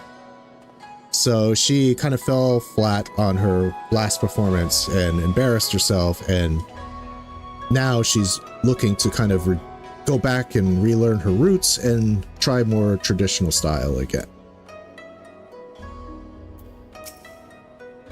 The greatest story never told. Hey, that was a subject in one of my side quests, even more side quests worth doing video that I released a little while ago. So after, so she's kind of going back to her roots, and she agreed to like learn again from her old teacher, despite the fact that they were kind of butting heads against each other. And this is her patron. Basically, a Maiko needs a patron to help supply her with clothing and things so that she can become like he's like kind of like, you know, a sponsor for an idol in modern terms. So she's not a Maiko, she's a Geiko, which might just be like Heidelin for Maiko, I'm not sure. Might be a made-up term. I'm not familiar with Maiko, with the term Geiko. But a Geiko for all seasons. Kane is not done lavishing presents for his precious butterfly. That's his nickname for her. Master Morningstar, you will be pleased to hear that Kaiko Odori was a rousing success, and thanks no small part to you, of course. Kotocho was the star of the show.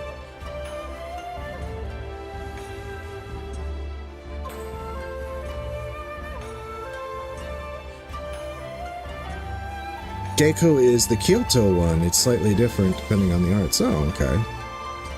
I just assumed the Kyoto Maikyo were just called Maikyo. The foreign dignitaries in attendance were positively smitten with the sight of a geckos performing a traditional Higan dance clad with a striking Eorzean dress, a true fusion of East and West. The old and the new. That's right, even though that she said she still wanted to kind of prove her way, so even though she kind of like made up with her former, with her senpai, she still wanted to show that Western fashion can blend with, you know, Higashin traditionalism. So kind of she wants to become a bridge, but doing so more respectfully and honoring of the traditional ways, I guess.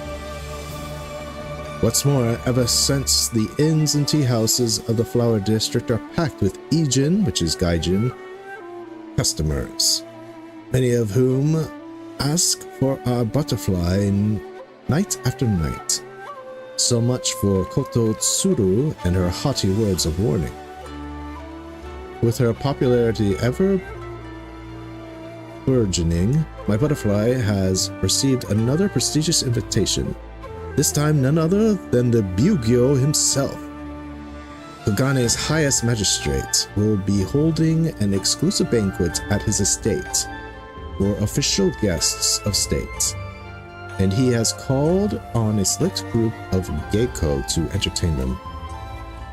If Kotocho can win the favor of the Byugo and his associates, none will be able to dismiss her as a passing fancy destined to vanish like the foam on the water. Needless to say, the importance of the occasion has not been lost to the dear girl. She has asked me for another gift, and who am I? Who are we to refuse? I humbly request that you call upon her at her residence in the Hanamachi to take note of her every wish. By the way, Hanamachi, for all of you care to know, would mean Flower Street.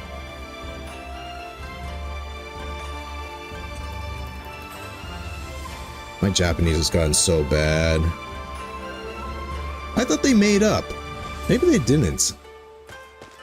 It's been a long time since I've done this quest line, so this is her in her old dress that I'm wearing. And this is Senpai, obviously gray coming out of her hair.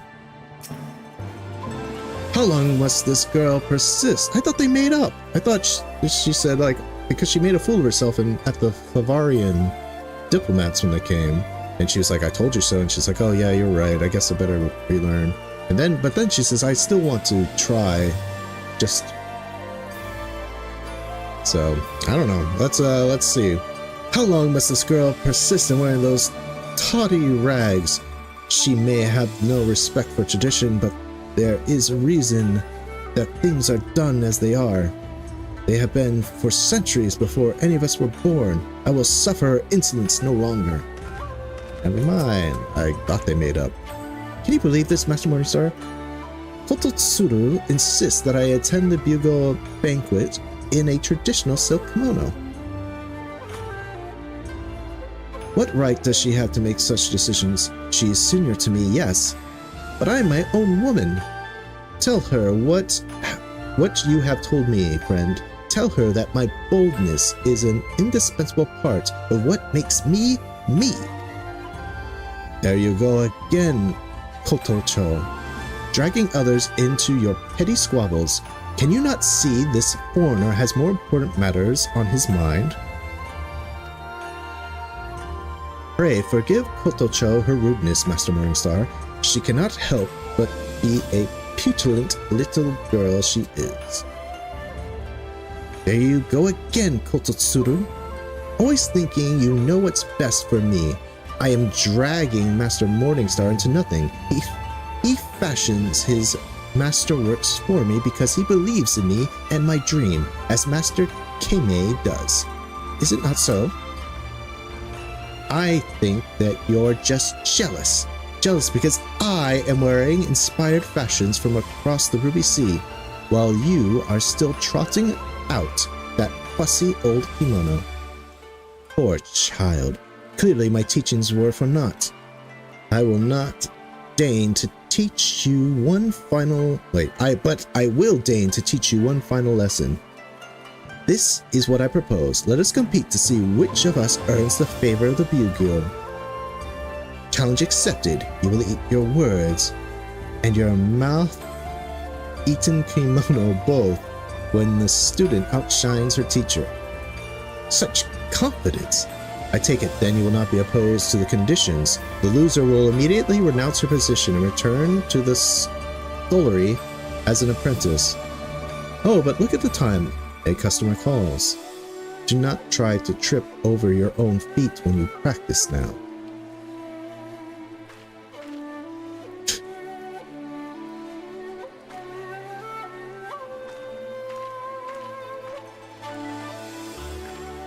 Finally, I swear, when Kototsuru stands beside me, the air is so stuffy with musty old tradition that I can scarce...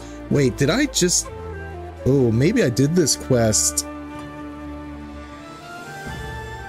Maybe I did this quest on my self-insert character, and I'm a little far behind with Caligo. Because I feel like this is something I've already done. But new winds blow in Kagane, and bold youth and individuality will win the day. I will see to this. And you will help me, yes? You will make... I would have you fashion the most eye-catching dress imaginable, something that will make the old hag irk from the mere sight. Mayhap something like, what did that dignitary spoke of? This piece favored by his favorite dancing girl? A Navarian bust year, was it? Well, whatever it's called, that is precisely what I want. You will make it for me, yes? In my favorite color, of course. I think I might have spoiled what's about to happen with this. Tell me, young master, that this is truly a life and death battle for his butterfly, and we can afford to spare no expense. And now I must return to my lessons. I'm counting on you, Master Morningstar.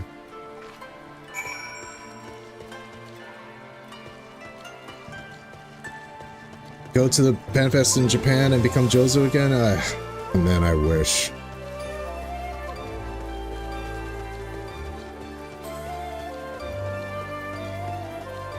Yeah, it's funny, when I taught English in Japan, you know, I would always tell my students that language is like a muscle, and if you don't use it, it will go away. And the language school is like a gym.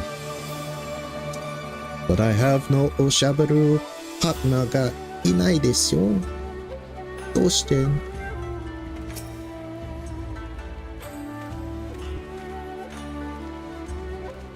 I saw a Japanese woman tell a German girl good English.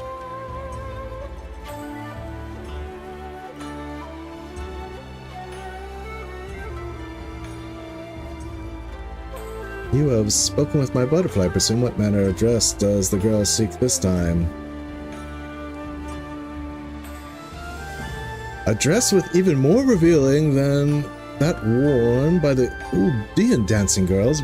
What is this strange sensation I feel in my chest? As always, the finest fabrics in our inventory are at your disposal. What do you require? Oh dear, just between the two of us, silk of quality befitting of my butterfly is not cheaply had. And yet, so long as Kotocho's star continues to rise, the demand for Western fashions will spread, and our profits will only grow. A contest with Kotosuru, you say? With the loser forced to start her career over from the lowest rung of the gecko ranks? This is worth considering, to say the least. But no, I must trust my butterfly. The girl has achieved all she has by walking the well-trodden path, and my own confidence and boldness and daring must be equals to hers. You may follow Kotocho's orders to the letter, and do so with my blessing. Yagiri will provide you all with that you require. May the kami guide your needle, Master Morningstar. Yeah, I've done this quest. I've spoiled the ending. I was trying to piece it together. No wonder they were still bickering with each other. Welcome back, honored guest. The young master told me that you would be returning. Here are the fabrics he has set aside for you. The silk is quite costly, this I know, but you are certain that such a limited quantity will suffice? I'm making a scantily dress. It only covers the...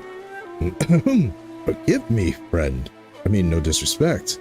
You must understand that we Higashi have but recently been exposed to cultures and customs of your homeland.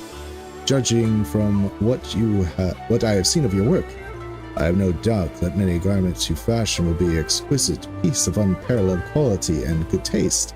Should you require any more fabric, you need but speak the word. Alright, let's go.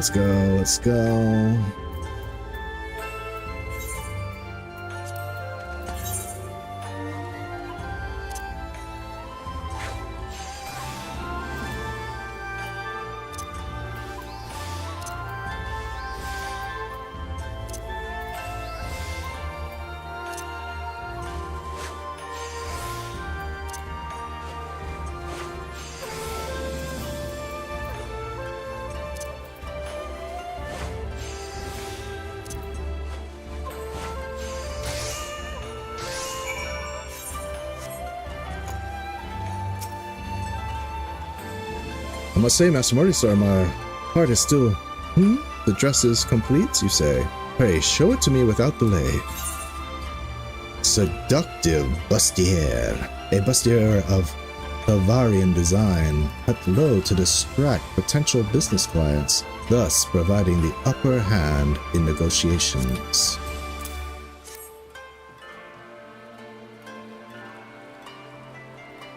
It's lovely, my friend, but where is the rest of it?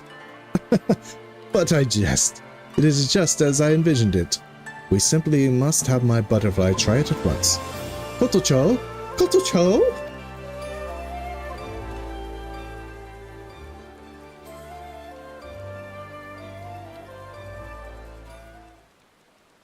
What say you, my friends?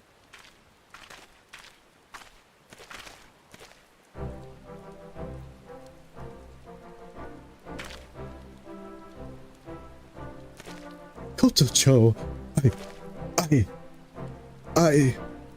forgive me. It was a bit too much for my senses to take in at once. But now I see it all. I see your resolve and determination as never before. If you would bear your passion in full, know that you will have my unwavering support. You are too kind, young master. And Master Morningstar, you have truly outdone yourself this time. It is so light and airy. Why, I feel as if I could take flight this very instant. My battle with Kotosuru is all but won. That's the spirit, my butterfly. Do not let one fluster you. Breathe deeply. Show the bugle the fruits of your training. Master Morningstar's masterpiece will surely do the rest. Thank you, my friend. Mark my words, my performance will be daring and bold as the dress you gave me. I will dance as I have never danced before.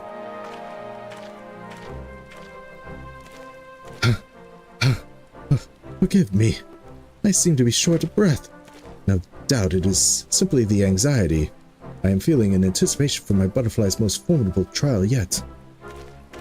I am sorry, Master Morningstar, but I am feeling rather faint. Would you be so kind as to keep me company here until my butterfly returns? Sure. Now I feel like I'm the Keiko, keeping this old man company. Let me pour you a drink.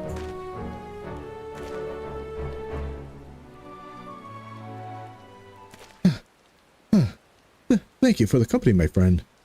I would surely have passed out hours ago were you not here at my side. But whatever is keeping Kotocho, surely the banquet is long over by now. Could it be that? No, my butterfly was triumphant. I am sure of it.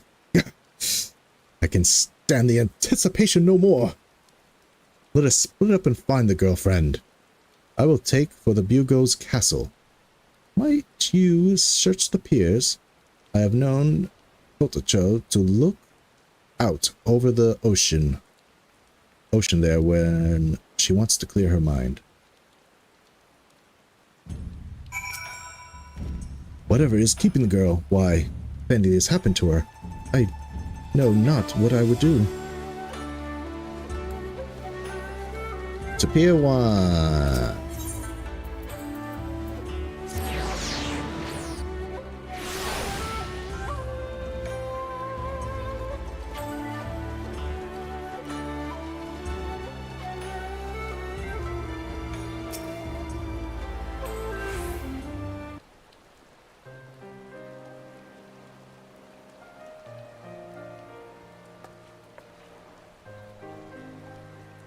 Master Morningstar, whatever brings you here? Forgive me for worrying you so. I do not deserve your kindness.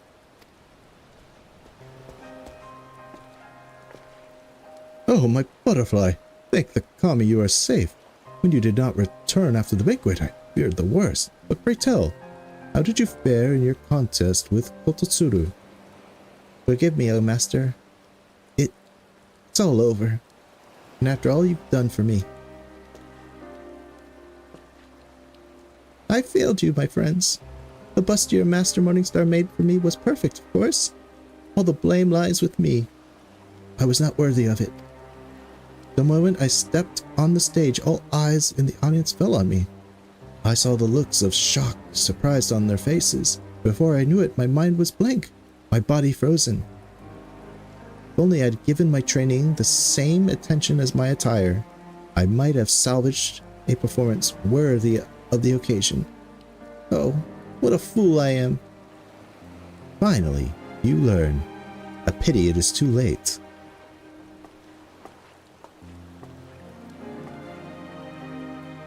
That dress, or whatever you would call it, is a marvel indeed. But I fear you also made a fatal error of judgment, my girl. The honored guest of the Bugo, nearly to a man, hailed from Radz-at-Han. The sight of a scantily clad dancing girl is nothing new to them. They may have been amused to see the fashions of their homeland on display here in Kagane, but make no mistake, that is not what brought them here. They came to our shores to feast their eyes and ears on traditional pagan song and dance. Yes, the tradition you are so quick to scorn. But worry not, you will have plenty time to learn to appreciate it in your second apprenticeship. Watch closely and have the humility to learn from those around you, and mayhap you will reclaim your position on your own merits. I, for one, would welcome that day. I should have known. I never was Kototsuru's equal. She sees clearly all that I was blind to, the truth of my clients, of trends of fashion, even of myself. For all her harsh words, she was only looking out for me, doing as she could to teach me the ways of the world, and yet I responded with insolence and impudence of a child. Even still, she never gave up on me, not even today. I will not forget the lessons I have learned. I will carry them in my heart at all times as I start over from where I began, that one day I might spread my wings and fly once more. Master Keimei, after all you've done for me, in the end I brought you nothing but shame to you and your family's business. I will not ask you for your forgiveness, no, for I must show by my deeds that I am truly deserving of it. I promise that my flower will bloom once more. You will wait until that day, yes? Oh, but of course, my sweet butterfly. To see you pursue your dreams with such single-minded devotion, the shackles of custom and tradition be damned. It has filled me with a new sense of purpose. Perhaps your rise was too swift, too striking for the strayed, uncultured masses. But this I know, stay true to yourself and devote yourself to your training, and your era will come. It is but a matter of time. Thank you, my friends, and now I must return to my quarters and gather my belongings. Farewell, young master. Master Morningstar, till we meet again.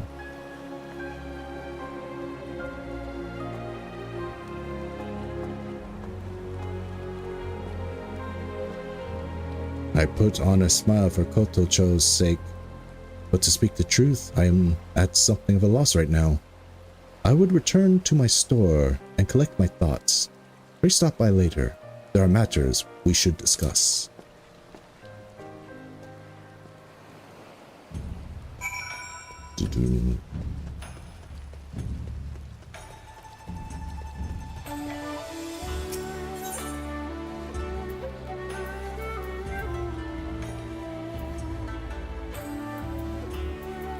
Which one is it?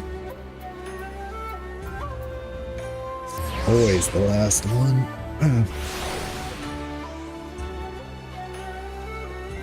So I must have done this on Joe, on my self-insert. Thank you for coming, my friend, and to be honest, I fear for what will become of our business without Kotocho to lure in potential customers and draw attention to our Western fashions. Still, there is not to do but hawk our wares and hope that our butterflies stay in the apprentice ranks will be short-lived. In the meantime, pray continue to heighten your aesthetic senses and hone your craft. When Kotocho regains her status, I would gift her a garment worthy of the occasion.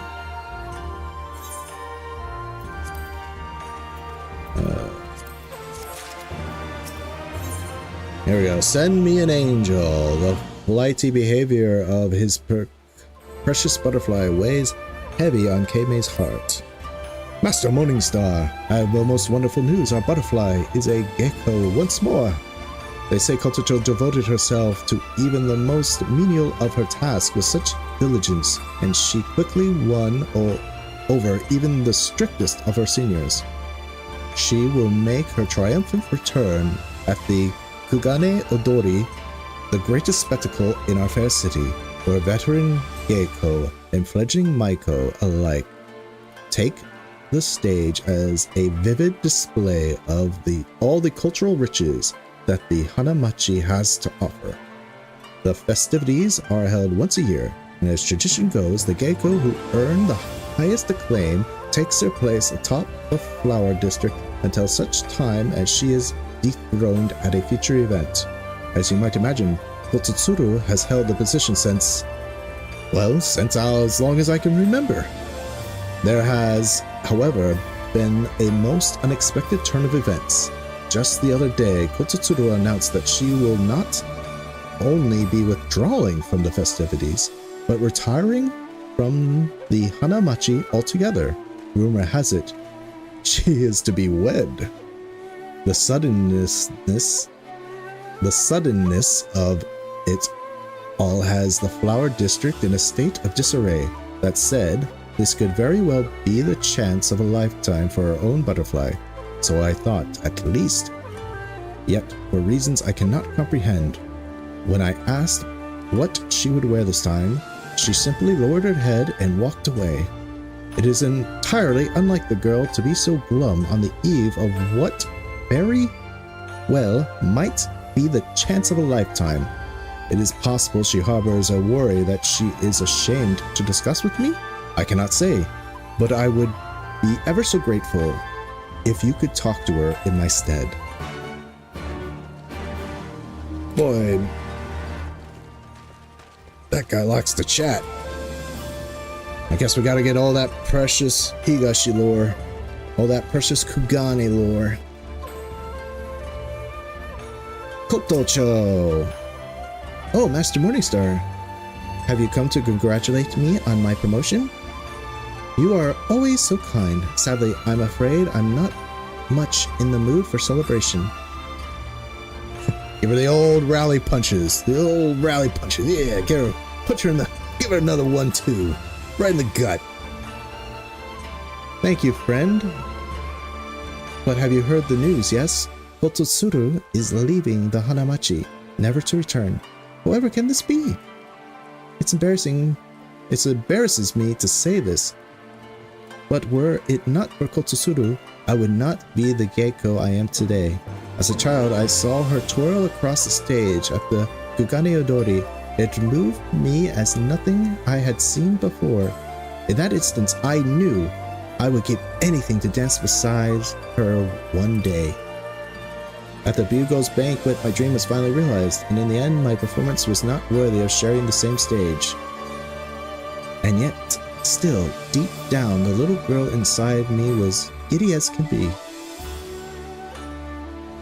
This is what sustained me as I scrubbed the floors and folded the kimonos of girls years my junior, knowing that if I did what was asked of me, the day would come that I could once more stand next to she who taught me everything, and this time to prove my true worth. But now that day will never come, and so I have told the young master I will have need of his gifts no longer. To take the stage with this empty heart would only bring shame to him and to the flower district itself. You have been most kind to me, but I would be alone with my thoughts for a while. Tell Master Keimei I am sorry. We're gonna have to get Kototsuru to give her a pep talk, I think.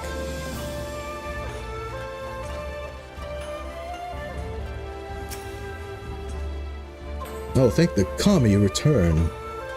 Have you spoken with my butterfly, yes? What is it that pains her?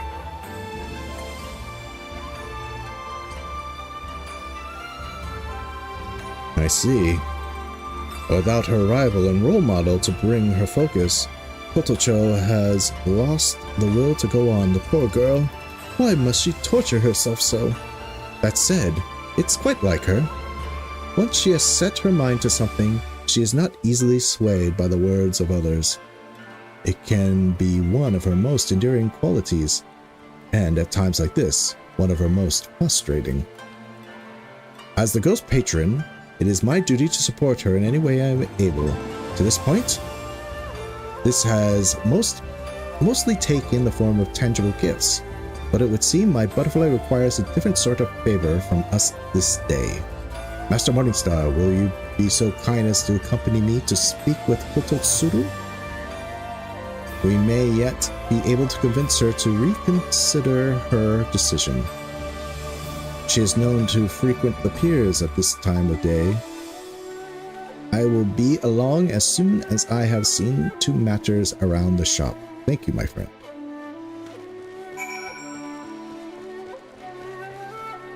Which quest is this? Where the wild pandas are, 61. I don't know. It's probably just a normal quest that I can't do as Disciple of the Hand. Yeah. Who are you?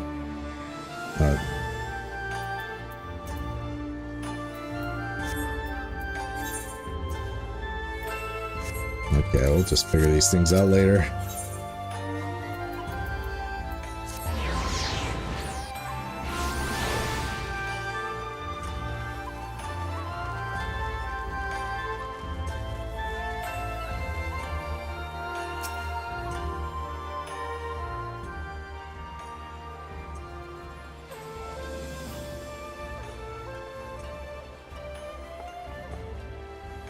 Well, if it isn't the adventurer that fool child is always imposing on, whatever brings you here.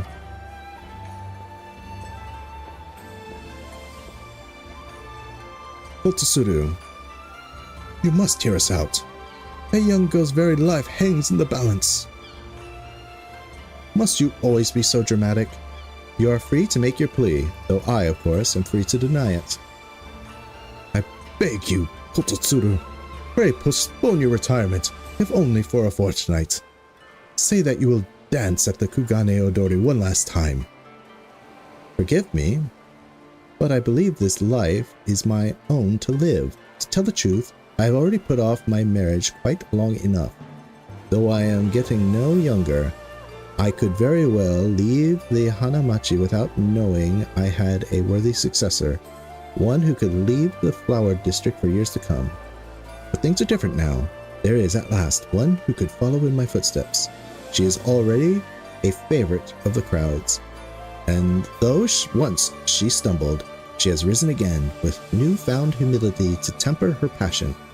I would step aside and let her take center stage. Meanwhile, the girl of whom you speak is saying that she may never dance again. This is why we have come to you, Kototsuru. You must help us save our butterfly. Whatever would you need of me? You are her patron, are you not? It is you and Master Morningstar who have supported her through her most taxing trials, not I. Damn, music cuts off. You are what she herself strives to be. You are the one who gave her a dream. Nothing. I'll give her the dream answer.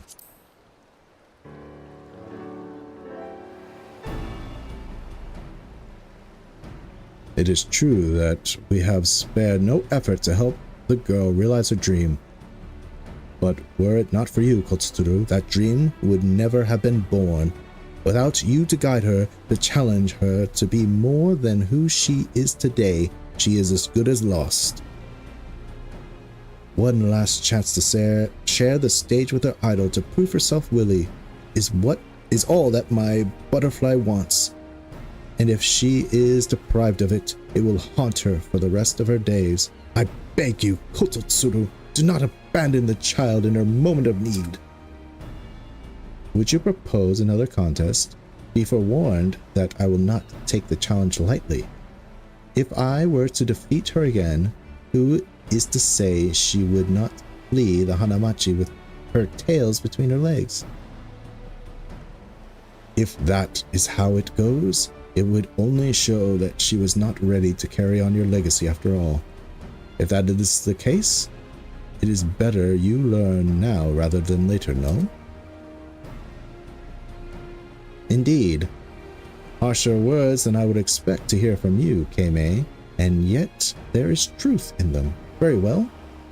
I will acquiesce your request. You will see me on the stage at the Kugane Odori on one condition. Kotocho and I will don the same dress and dance the same dance, a dance of my choosing. We shall perform the ancient dance that came to Higashi from Doma in days long past, the Tenyo no Mai. The dance of an angel lured down from her sequestered home in the sky? But Doman custom dictates that all who dance the Tenyo no Mai must wear a Tenyo? Hagoro. My dyslexia is kicking up here. Let's see. Hagoromo. The class in classic tradition, of course. Simply nothing else will do. Now, Master Kei-mei, I trust you will be seeing to my attire as well as that of your precious butterfly, yes? But of course. It would be our pleasure, right, Master Morningstar? You may consider it a wedding present from the both of us to you. We both nod. That said, this is quite unprecedented. I cannot recall the last time a dance of ancient Doma was performed at the Kugane Odori, much less a time when two leading Geiko performed in identical garb. You seek to level the playing field to ensure that this is a test of your skill? Very astute, Kei-mei. For all your posturing, at times I look in your eyes and see the man who found me in the tea house, who brought me my first kimono so many years ago. Father? At any rate, consider all your conditions accepted, Kotsuru, for all that you have done and will for my butterfly. We thank you. And with that, I shall return to the Flower District. I look forward to my present, Master Morningstar.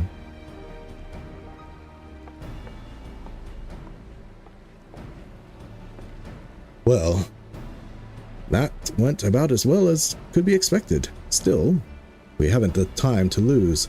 Let us meet back at the shop. I will send for Kotocho. I'm a little curious to what this outfit actually is going to be, since it's going to be traditionally Doman and not Higashin. Like, Doma is basically what? Chinese Japan? Well, Higashi is Japan.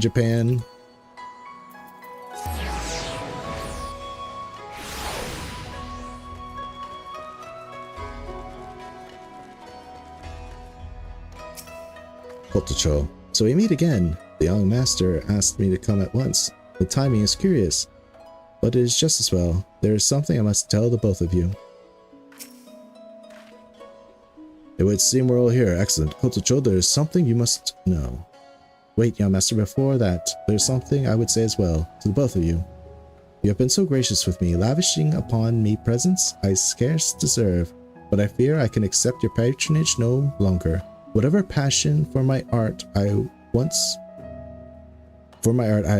had burns within me no longer, and so I will be leaving the Flower District forever. Wait, my sweet butterfly, have you not heard the news? Ototsuru has agreed to give one last performance at the Kugane Odori. What's more, she has issued a personal challenge to you. What? Could this be true? She has, however, given her conditions. The two of you will perform as one, the Tenyo no Mai, the dance of ancient Doma, and do so clad in identical Tenyo Hagaromo, fashioned by Master Morningstar's hand. Can my ears be believed? You're an Ara. Should you say my horns? Can my horns be believed? I will not only share the same stage with Kototsuru, but don the same dress and dance the same dance? Change of plans, Master. Your butterfly will not be retiring after all. After all, we must send Kototsuru off in grand fashion, must we not? Master Morningstar, might I trouble you with one last commission? Those are the eyes, burning with passion, that stole my heart that day. We stand by your side as ever, my butterfly. Pray, show us the dance of your lifetime, and give Kototsuru the wedding present that only you could provide. Now, Master Morningstar, words cannot convey my gratitude for all that you have done for me. I promise you that this will be no different. No, I will not shirk from my training for even a moment. What am I still doing here? I must begin at once.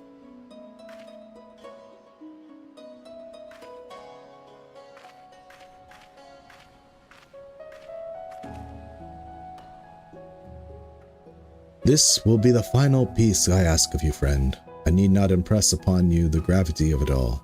For my part, I can assure you, I have spared no expense in procuring the finest of materials. Fabrics of purest white, so pure one would think they were weaved by the angels themselves. White to symbolize Kototsuru's betrothal and Kotocho's rebirth. A traditional garment of the East, it will doubtlessly be unlike any dress you have fashioned before, but I trust in your talents and all that you have learned since coming here to Kugane. I am most looking forward to seeing your Hagoromo.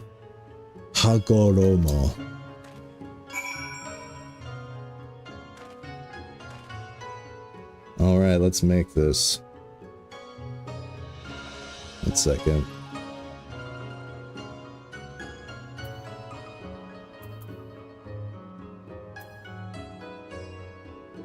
Okay, just checking on my stream strength here. No frames dropped. Okay, must just be my phone.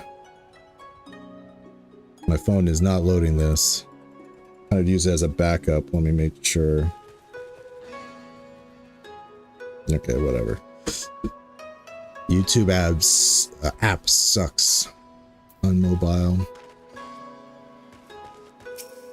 Yagiri, welcome back, friend. I trust you have come for the fabrics the young master has prepared. They are yours.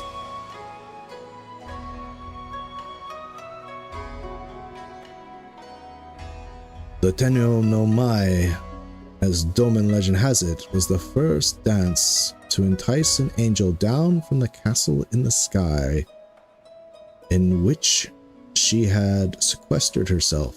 It is a dance with a storied history, and is not surprising that Kototsuru, with her deep appreciation for tradition, would make such a choice.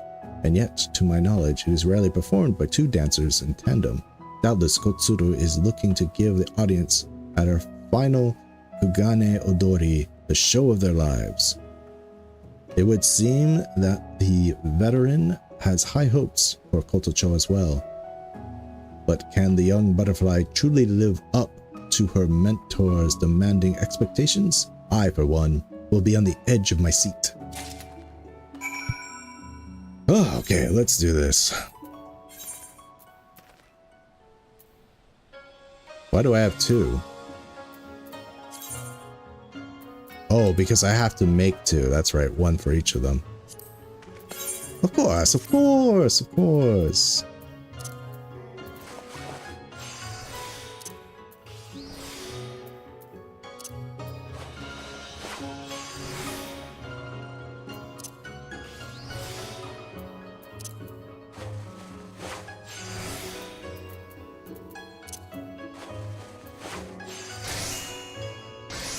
I'm gonna have to toss something.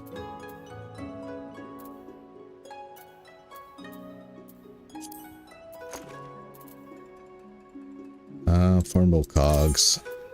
Sorry, cogs. You are out of here.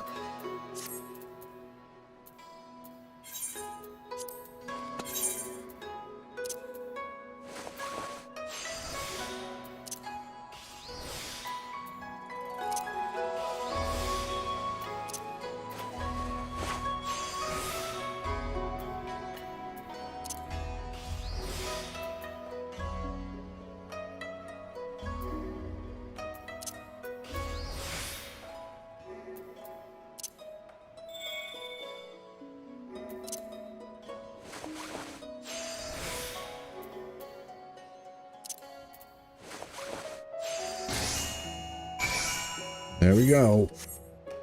Let's see. I seriously doubt we're actually going to see this dance because, yeah, that would probably take a lot of mocap. Unless it's an emote in the cash store, which I doubt. Is this what I think it is? I knew I could count on you, friend. The Tenyo Hagoromo. A billowy kimono of Far East design named for angelic beings from Egon folklore.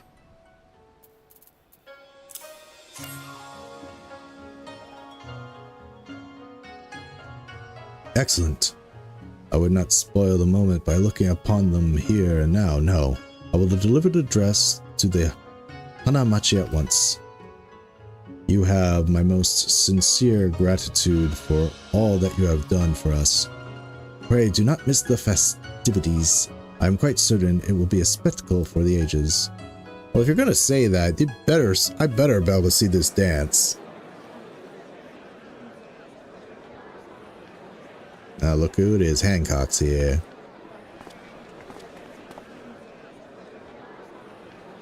There you are, Master Morningstar. Kotocho and Kototsuru are set to take the stage any moment now. Oh, it's this one. See, Chinese style. Just look at them, my friend. If such a thing were possible, I could swear that two angels descended from the heavens stand before our very eyes.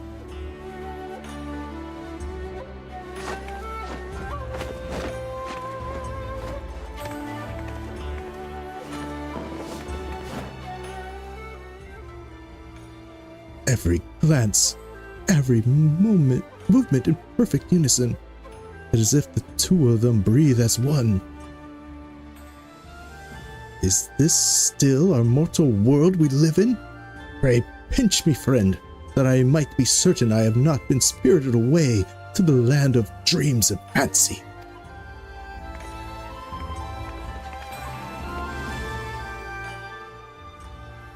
I'll take it, Dot. Stay your hand. For even if I were trapped in a fantasy, never to return whence we came, if I could watch these two for all eternity, I would gladly accept such a fate.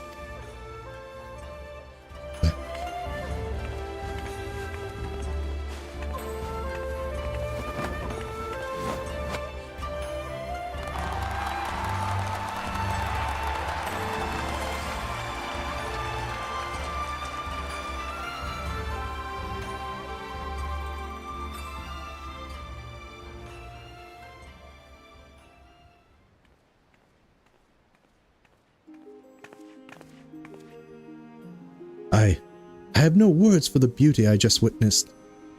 It is as if I am lost in a dream from which I hope never to wake.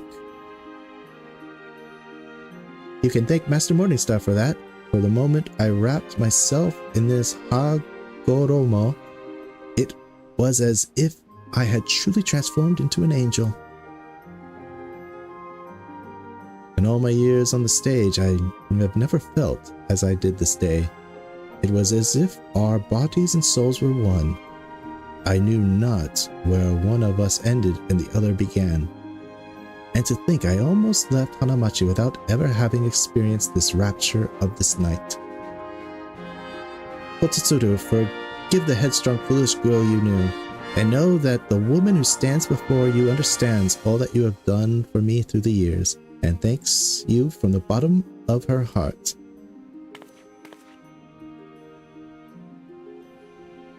It would appear our contest has ended in a draw, but I would have it no other way.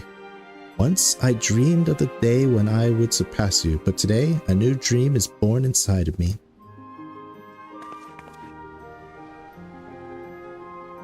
All that you have given me, I will share it with those around me, the young Master Morningstar, and all those in Kugane, citizen and wayfarer alike, who would honor me with their patronage. The Flower District will be in safe hands.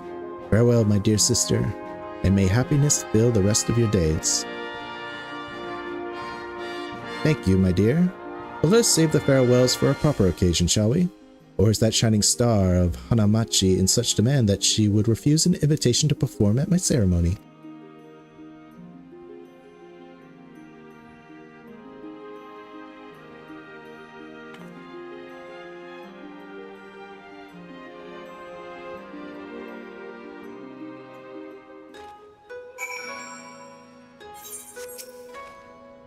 Master Morningstar, you truly outdid yourself this time. I have no other words to convey the full depths of my gratitude.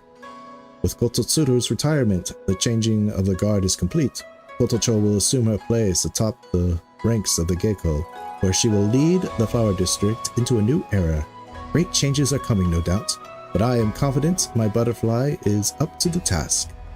After the ethereal performance, word has it all in the Hanamachi feel the same. I spoke with the girl just before you came. She says henceforth she intends to perform both the Eorzean dresses you fashioned for her and the traditional kimono handed down to her by Kotsutsuru. In this way, she says she would usher the Flower District into the future, while taking care never to lose sight of tradition of the past. Oh, how the girl has grown.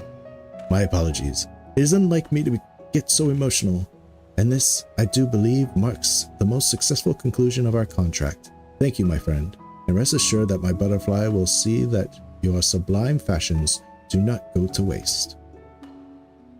I only hope that your sojourn in Kugane has been a fruitful one. After all, mayhap your countrymen in Eorzea might take interest in Higan fashions, as we have taken interest in yours. But forgive me, this is a humble suggestion. Till our paths cross again, safe travels, my friend.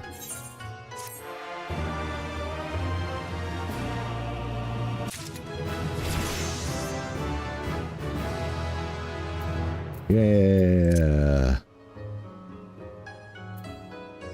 Huh. Yeah. All right. I am in desperate need of a stretch break. So I'm going to take a bit of a stretch break, get some snacks, replenish the energy. I suggest you do the same. And when we come back, we'll continue our Stormblood quest lines, finishing up the Disciple of the Hands, and maybe even move on from there. So let's see, when should I reconvene? Let's make it 8 minutes.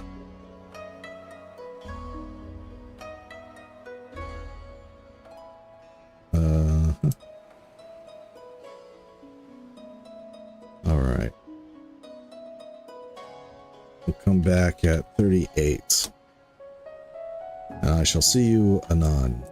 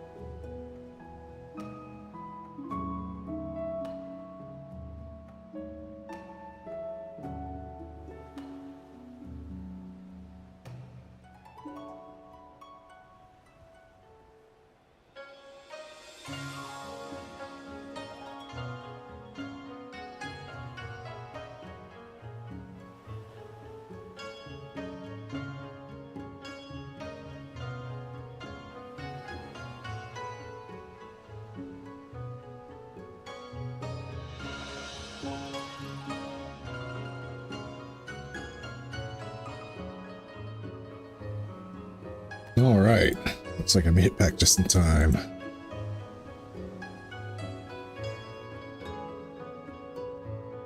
So, Weaver's towards the end, so I think we only have Alchemy and Culinary. I wish I could tell you,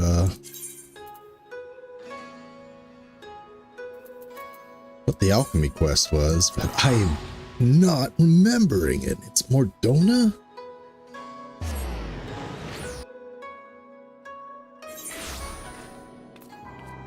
The only thing I know is that it's like I was thinking. Oh wait, this is wait. Oh, I think I actually completed the alchemy quest. I don't have a job quest here. It's at 70. I think I liked it so much that I completed it. Oh. Sorry folks. If you want looking forward to the alchemy quest slide, I've already done it. So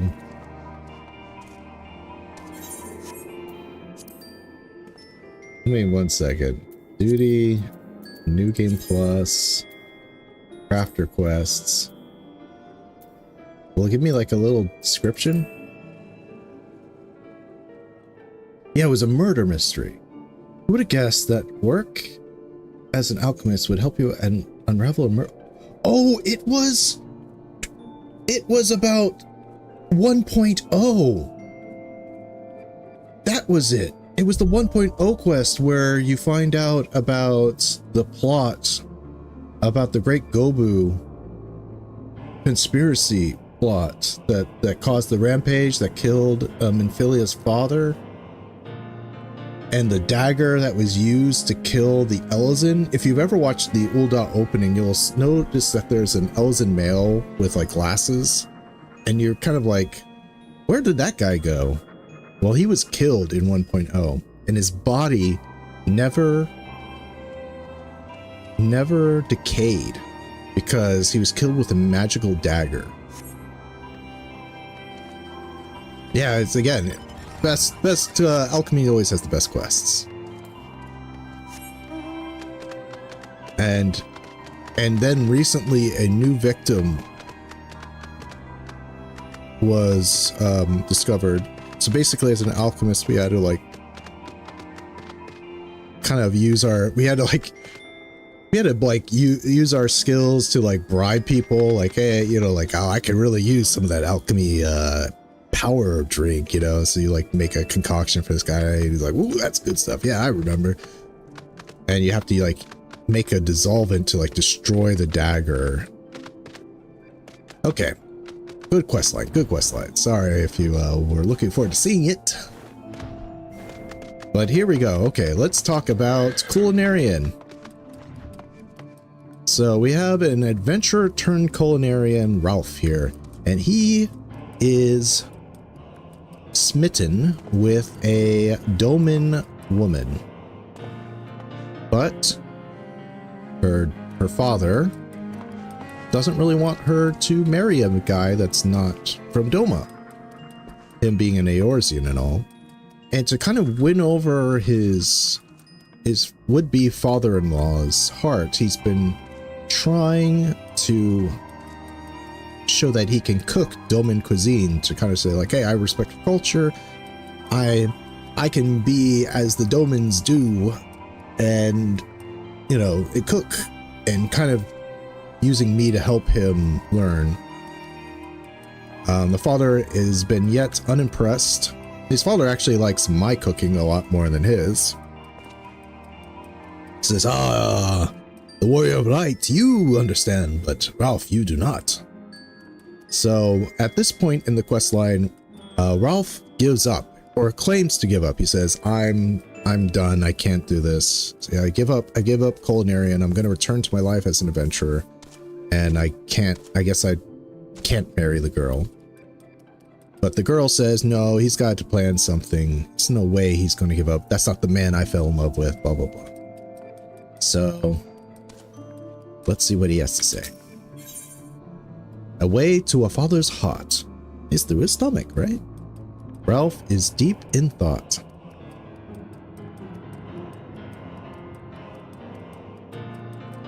Excuse me. You Unzan's words about how the Far Eastern cuisine developed without outside influence. From the moment he uttered them, they have been tugging at my mind. I've given the claim much thought, and I find myself disinclined to agree. And the basis for this is the very first Far Eastern dish I ever had, which Anzu made for me. Sukiyaki, it's called. It's a hearty dish of meat and vegetables simmering in a shallow pot. The moment I tasted it, I was overcome with a sense of nostalgia. Like many Alamegans, I am a war orphan. I left my homeland when I was little and I remember nothing of my time there. Nothing at all, save for the taste of a certain hearty stew. And Anzu's sukiyaki was exactly like it. The similarity can't be mere coincidence, nay. There has to be a connection between the Far East and Alamegan cuisine. If I can just prove it, Anzu's father might be moved to reconsider our union. There's no guarantee, of course, but for my Anzu, it's worth a try. Now, as you can see, I'm an adventurer again, free to go wherever I want, whenever I want. And I intend to go to a village in the peaks called Alagiri. In former times, it thrived as a trading hub with the East. There, I'm going to track down the stew of my memory and try to learn whether Alamego might have shared a culinary history with the Far East.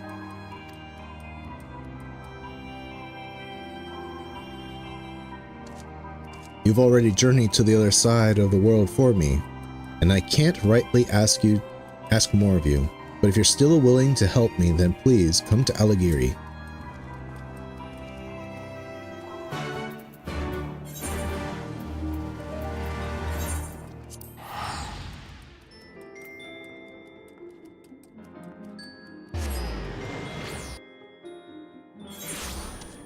All right.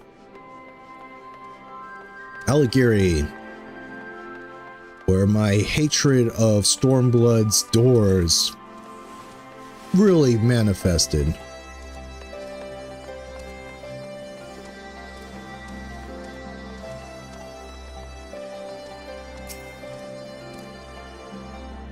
You came, thank the gods. I thought the fiends in the area were fierce, but the people here might be even fiercer. I'm not ready to face them now, but I'm ready to face them now that you're here. I can't thank you enough. Let's split up and ask the villagers about the stew. We'll meet again here when we're done.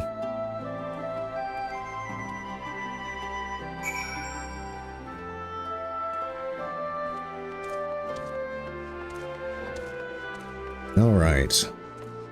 Let's see if I can find him.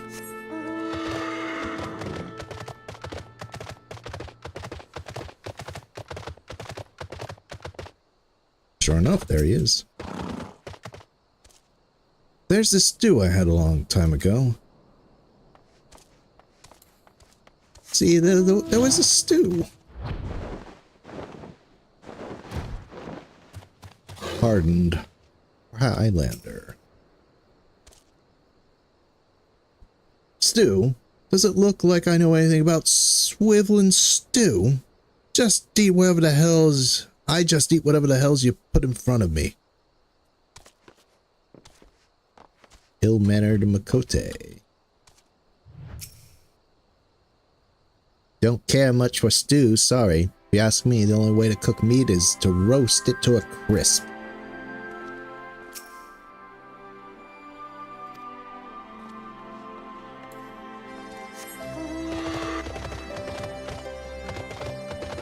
Cold-hearted, cool-headed Highlander.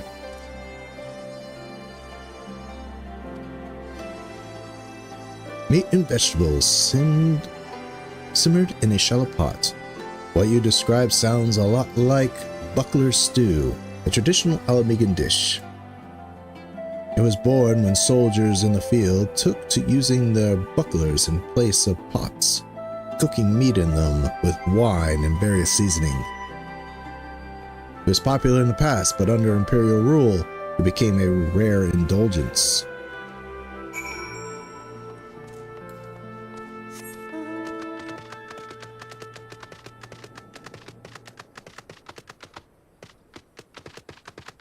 Geez, the problem with having a snack is sometimes kind of get a little clogged up.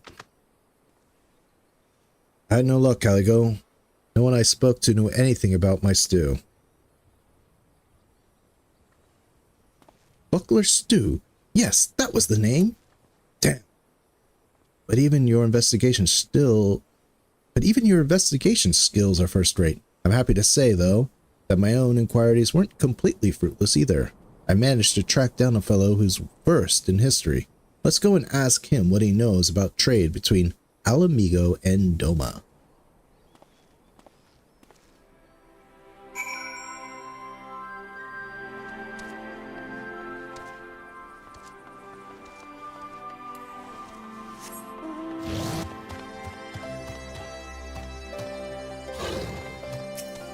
Helmeted history lover.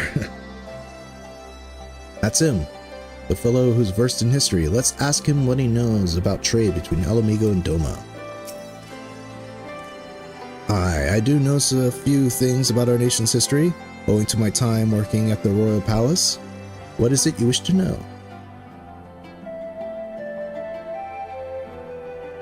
Tis true Alamigo traded with nations to the east prior to Imperial rule. But as far as I'm aware, this extended only as far as the Near East, to Rads at Han. So, there was no contact between us and Doma? None at all? No, even if it isn't direct, there has to be some sort of connection. For example, Rads at Han could have been a waypoint for the dish. But if I want to verify this, I'm going to have to go all the way over there. Perhaps you needn't go so far. There's this Hanish fellow among us who came to Eorzea years ago. You could try asking him first. I saw him heading outside the village a short while ago. Elderly as he is, he can't have gone far. Thank you, Caligo. Let's go look for this man.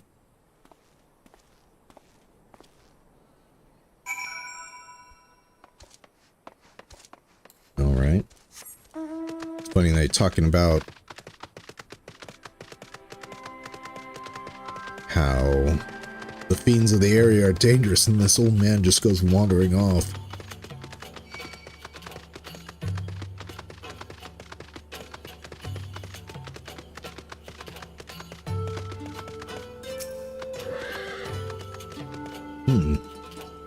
There's no sign of him. Ah! Help, somebody! Aw, shite, he's in trouble. Oh, good thing you're wearing adventure gear, cause I'm Disciple of Han.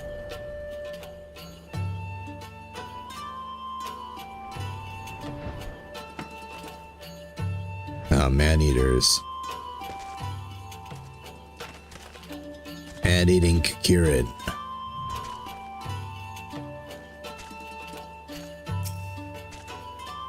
My life flashed before my eyes.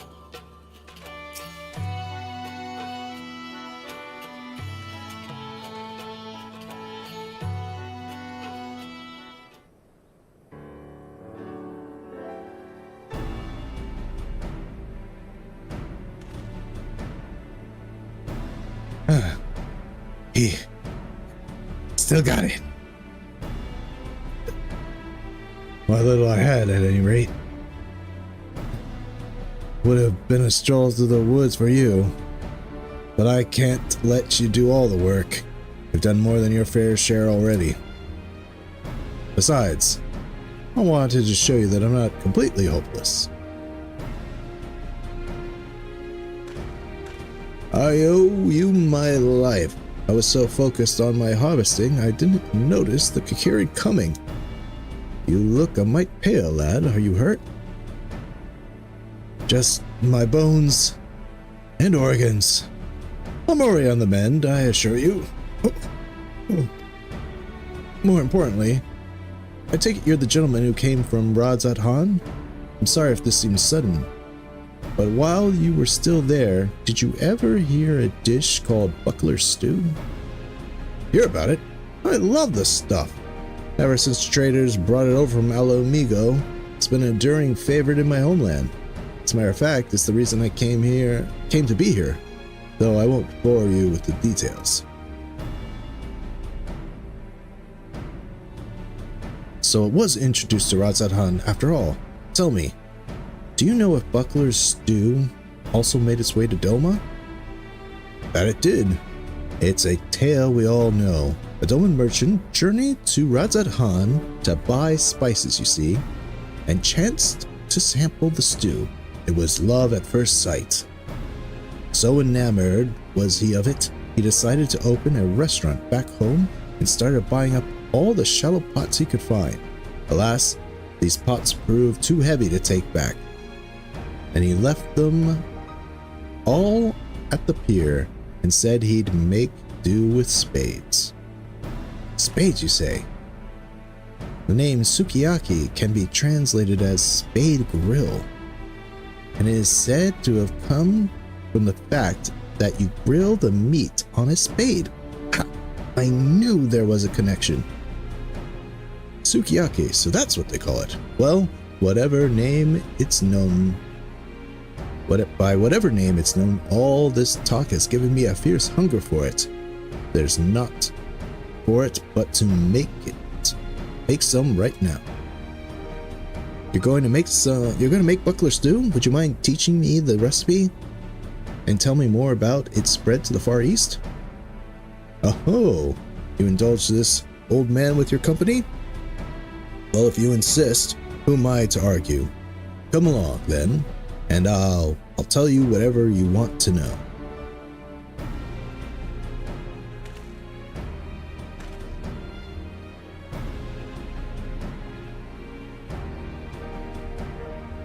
I can take it from here, Caligo. Leave the learning to me. I'll join you back at Renan's Toll when I'm done.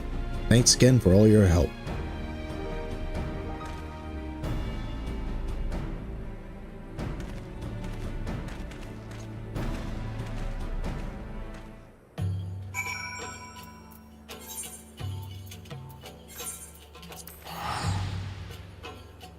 You know, as a guy who's dated foreign girls, there's always that thing with the father. Oh, the ones I've met anyway.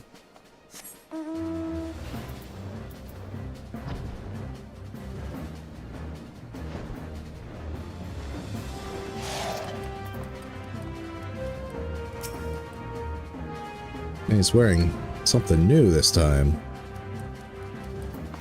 Or maybe he was always wearing that. Looks different though, different color. Ah, Caligo, perfect timing. I've just returned myself. The recipe for buckler stew freshly etched into my noggin.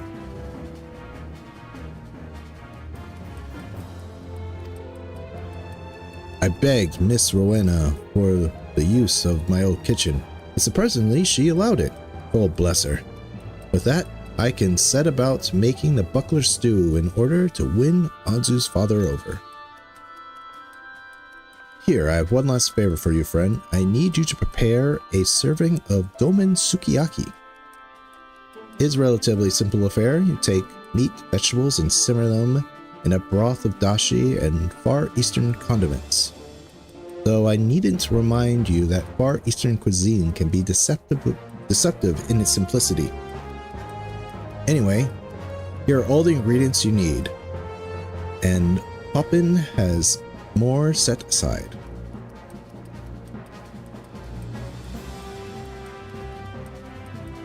My future with Anzu and as a culinarian both ride on our success. Please, make me the best Domen Sukiyaki you can.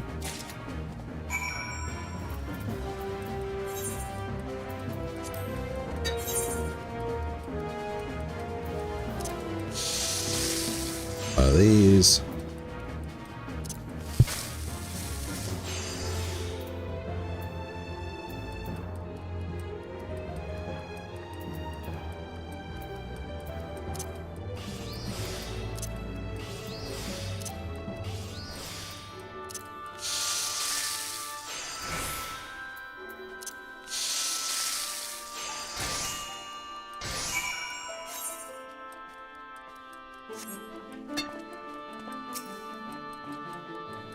Making buckler stew is strangely comforting. The sight, the smell, even the sound.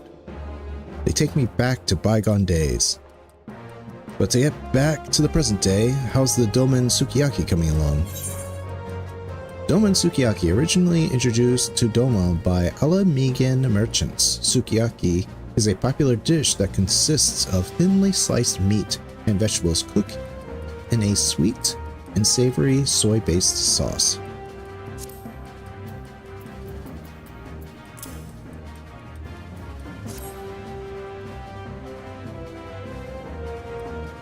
Well, a mere waft is enough to tell me that this sukiyaki is in a class of its own.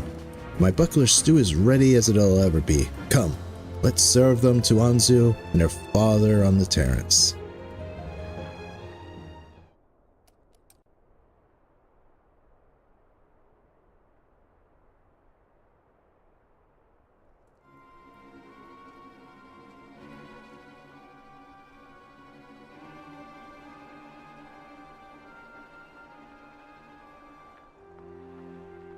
Is this a joke?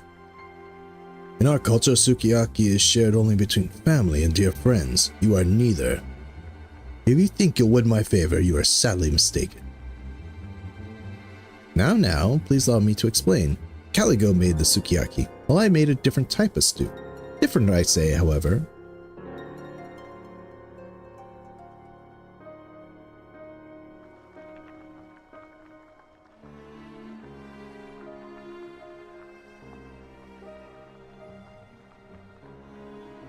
What is this? It resembles sukiyaki, yet appears not to be Far Eastern.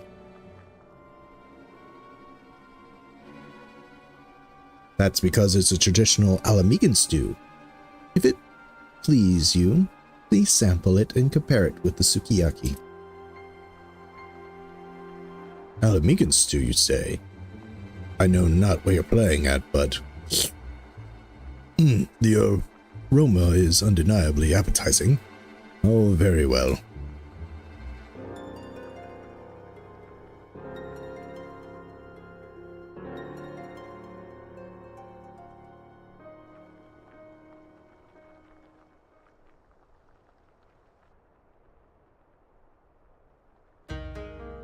By the kami, not only do they look alike, they also taste alike.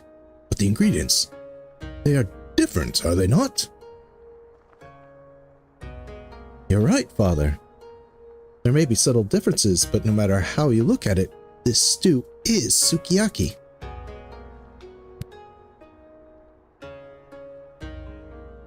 What is the meaning of this?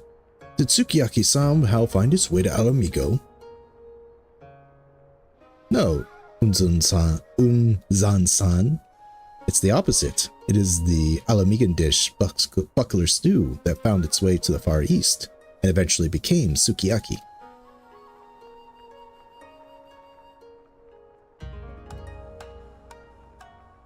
Though Alamigo and Doma have no common history, they had a common trading partner in the Near East.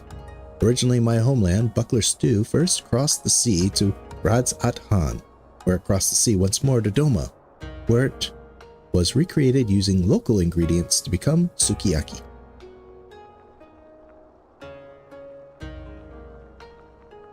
It must be noted that this took place at a relatively recent period in Doma's long history.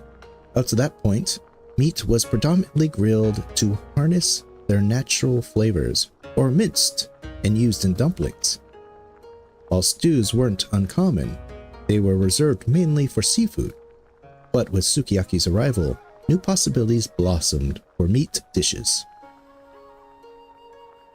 Father, you told me that Far Eastern cuisine owes its greatness to the fact that it developed free of outside influence, but it owes its greatness no less to what it adopted from other cultures.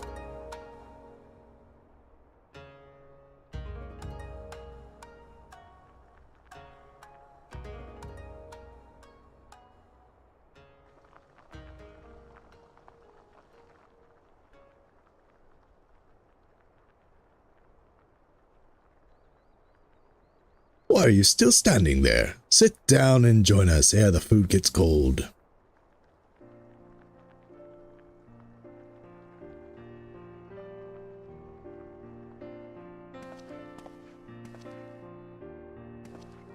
I'm gonna sit down too. And I feel like a fourth wheel.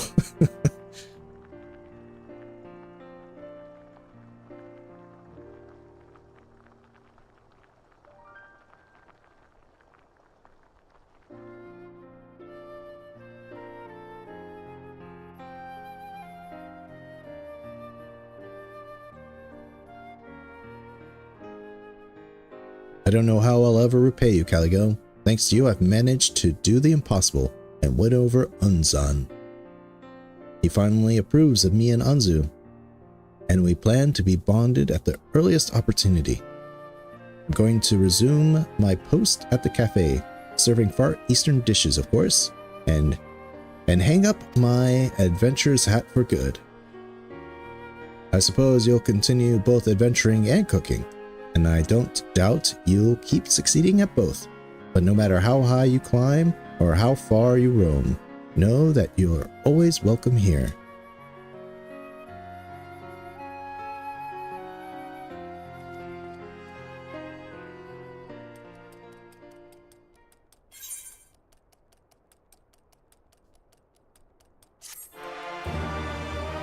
We did it.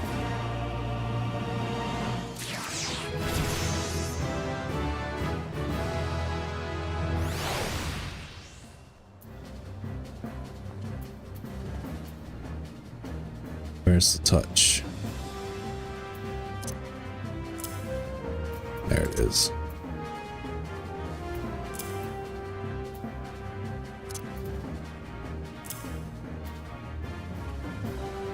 All right. Let's see. Let's go. Let's start our first role quest. Disciple of Hand at the Crystarium. Let's go.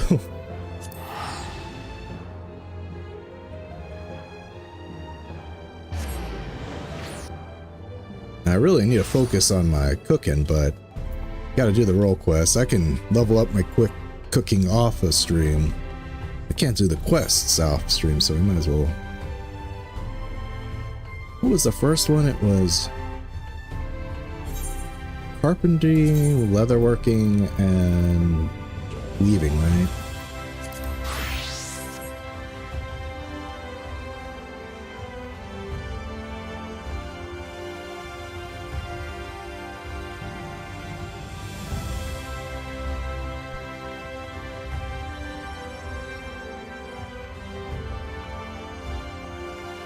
Oh wait, I'm not done.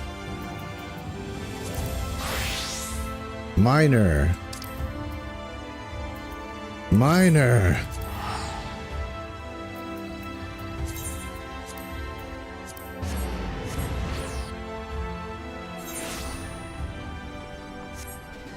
Okay, so mining quest. Catch you all up. There's a workshop in here. You probably have seen it many times before if you ever go here to get your quest line.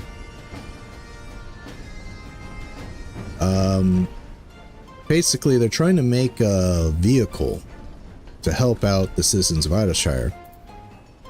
But it's less of a team and more of a too many cooks spoil the pot situation, where everybody seems to clash their heads with each other. So their goblin headmaster has decided to leave. He's disappeared. Probably had enough of their squabbling. So now they're not really sure what to do. And I talked to Nono Watto out here, kind of the assistant fortmaster. A minor success. Nono Watto appears. We'll actually get an ability for this. Enhanced GP regeneration. I should have actually done this quest a long time ago. It actually gives me something. Oh god, okay, I have 3 slots. Okay, I have 3 slots. I can do this. Notawato wears an expression that suggests work on the gob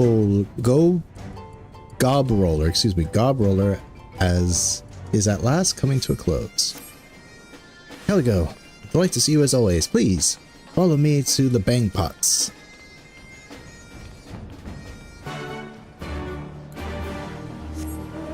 Miner should be quick at least. I think this is the few ones you did. Okay, we'll see. Fishing is the one that probably might take a while because fish is always RNG. Caligo, allow me to explain how things currently stand. As you're doubtless aware, the gob roller is close to completion thanks to our much changed approach to the project. In fact, we have recently been able to run the vehicle through some basic tests. However, said tests did not provide the results we had hoped for. The Ceruleum engine's power output is somewhat lower than expected and, well, quite shamefully, the gob roller was unable to clear the debris we prepared for testing purposes. We did all we could to fix this, even boosting the engine's power output. But alas, the pistons were unable to cope with the extra strain. In light of this, we have decided to create new pistons, using different, sturdier material. I imagine you have already guessed as much, but it is this material which we need you to procure for us. Pummelite, a metal known for its high levels of durability, heat capacity, and thermal conductivity. The only issue is that I have no idea where it can be found. What's more, it seems this mineral is rather difficult to get one's hands on. Perhaps you could try asking your friends at the Miners Guild. If they have any idea where it can be mined, I would be grateful if you were able to bring back 5 chunks. Oh yeah, this is the one where someone wearing that goblin hat, I think I still using that as a glam when I went through it. Oh, that's adorable fur.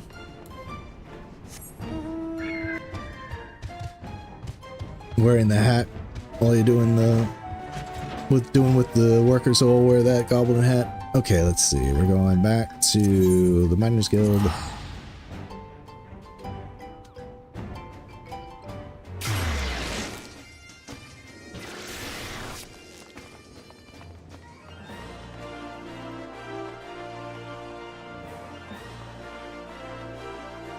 What am I doing? God, that is just muscle memory heading straight to my squadron.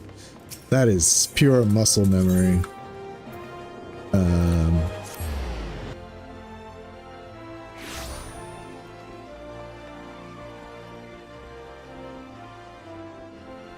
like how the Miners Guild it's actually a bar.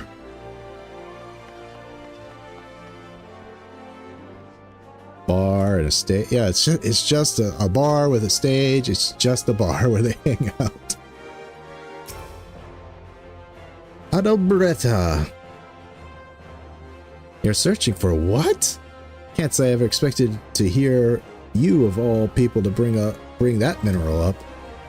Why would you say that, Adobretta? You'll find what you need in the peaks of Gir Albania. Word has it, it was traded fairly often back in the day. However, that all changed over the past century. First, it became increasingly scarce thanks to the Autumn War between Alamigo and Gridania. Then, once the Garlean Empire took Alamigo for their own, trade of the mineral ceased completely. But I imagine the Miners Guild very own Caligo Morningstar would be more than up to the task of locating a deposit of pummelite. Best of luck to you, friend. And of course, they're not going to tell me. It's just going to say see, they don't tell you on the map where to find it.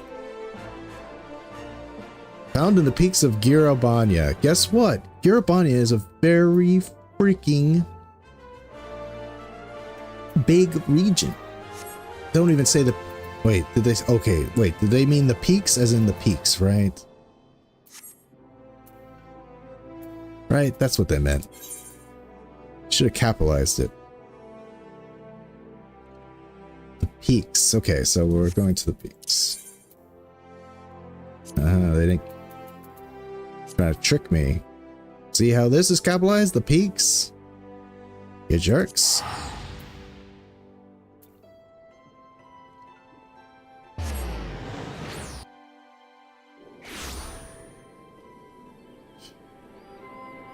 You know, I'm probably just going to look it up where it is.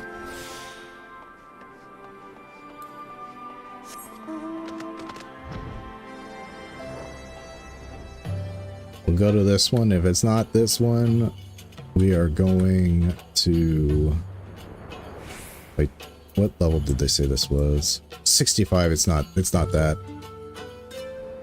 Okay, we're gonna do a little cheat sheeting here and look this up. Pummel height.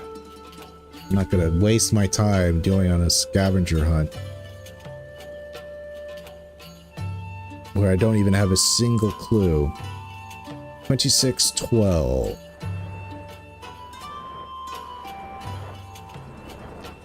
$26.12.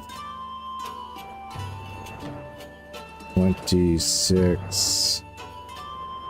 Oh, it's all the freaking up around here. Okay, well.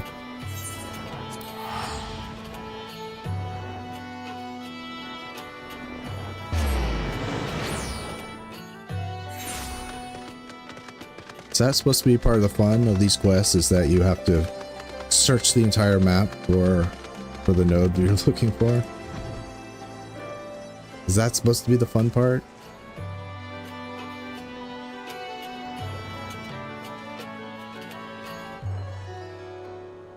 I guess that could be it. Oh, it's not 2612. Oh, wait. Let me look at my little note here. Let me look.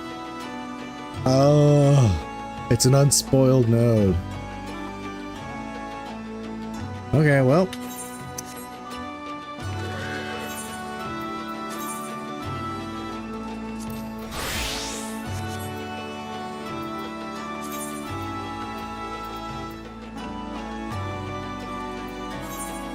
Time to do botany.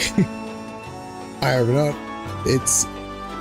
This unspoiled node appears at 8 o'clock a.m. and p.m. and pretty much dead center between the hours. So we're gonna do botany. So what is the botany quest? The botany quest is, we have basically, if you all are familiar with Zoro from One Piece, we have another directionally challenged botanist here who's been trying to help Idleshire grow crops, and she has no self-confidence, but she's been getting better and better. Unfortunately, there seems to be a kind of a illness that the plants are contacting, I think partially because of the soil they are in. So we have to figure out a way to get rid of it. And I think that's pretty much the quest. So we'll go on. Okay, for once, Edith is looking rather cheery. See, she has no self-confidence, so she's always down on herself. Calico, we've done it! We found a solution to our pest problem. Oh, it's pests, that's right. At last. I was just about to make my way to the guild to talk with Fucha.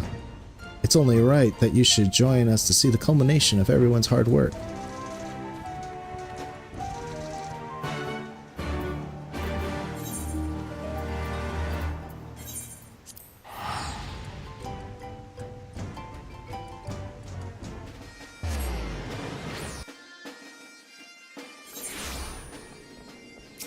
I'm hitting another blank on, I'm trying to, like, as I'm doing this,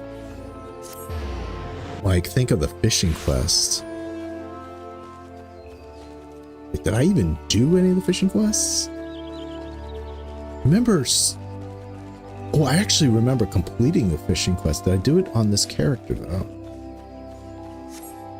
It's like we were trying to do conservation efforts and bring a certain fish that was like back to the ocean, basically back to the. It was like a Sahagin quest line. Sahagin wanted to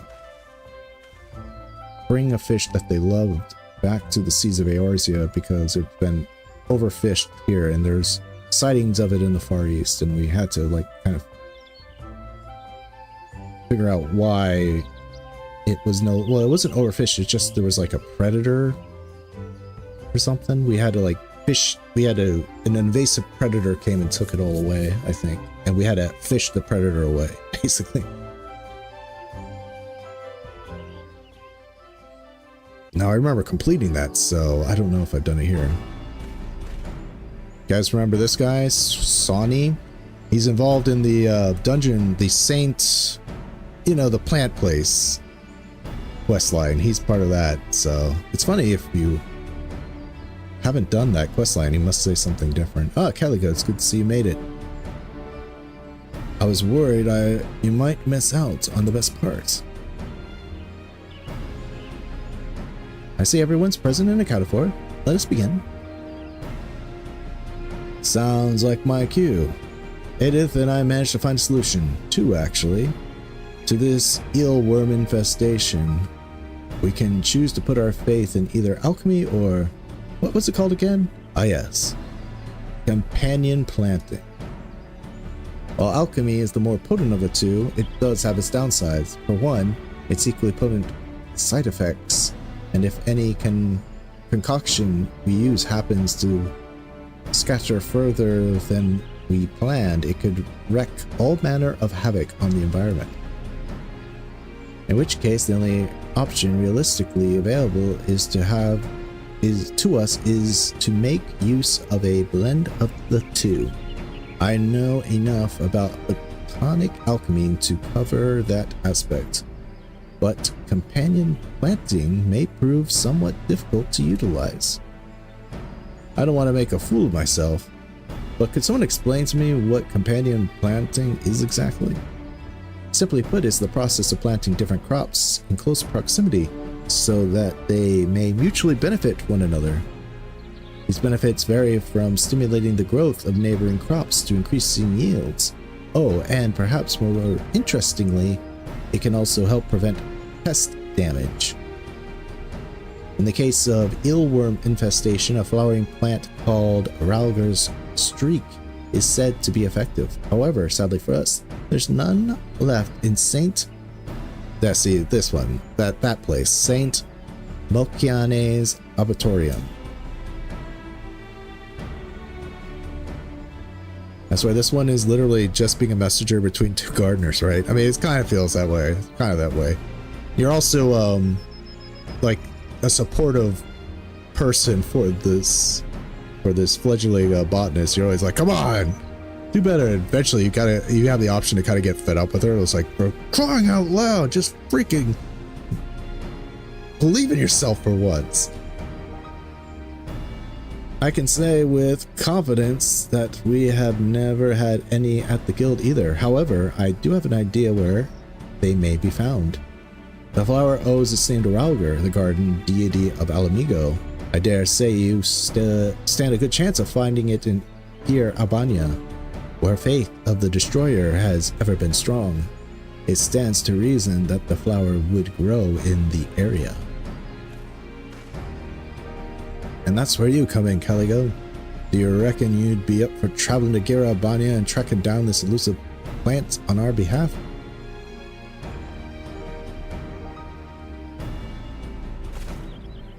After all we've been through together, I have a mind of company, Caligo. It's the least I can do. Don't be getting ahead of yourself now, young lady. The fighting may have died down, but there's no guarantee that Garabania is safe enough for civilians to be wandering around searching for flowers. Caligo may be able to look after himself just fine, but you're a different story. You'd only get in the way. Say what you want, but it's my duty to accompany Caligo. This is the final obstacle standing in our way, and we can't very well leave him to tackle it alone. Just use sneak. The final call is yours, Calico, but in my mind such passion ought not to be hindered. Thank you so much, Calico. This time I promise you I will have no cause to regret allowing me to accompany you. I'll go ahead and begin asking people about the flower's whereabouts. I'll take the precaution of informing the Order of the Twin Adder of your visit. The best of luck to you both. Do look after her, Calico. Edith's like a little sister I never had. Doesn't bear thinking about what I'd do if something happened to her.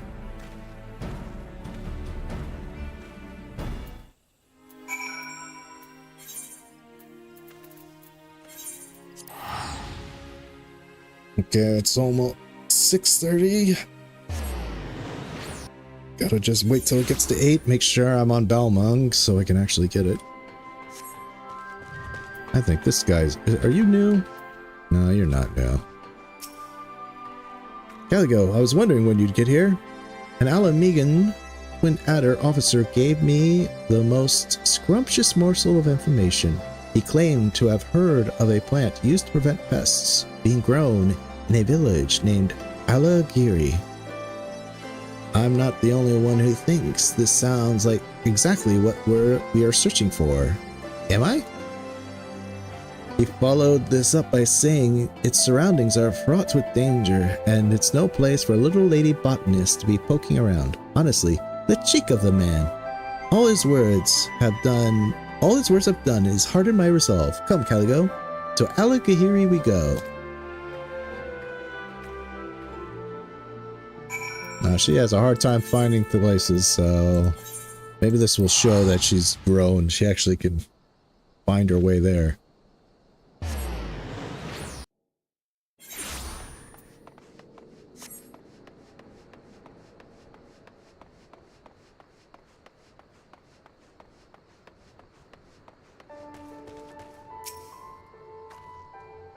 Well, this seems to be the place. Let's try asking about Ralger Street. 7 o'clock. Gotta keep track of time. Gerbald. Ah yes, they were brought here from the locks for their pest-preserving qualities. No idea what was done with them after the vermin problem had been solved, mind you. You might have better luck asking someone else. Sorry, lad.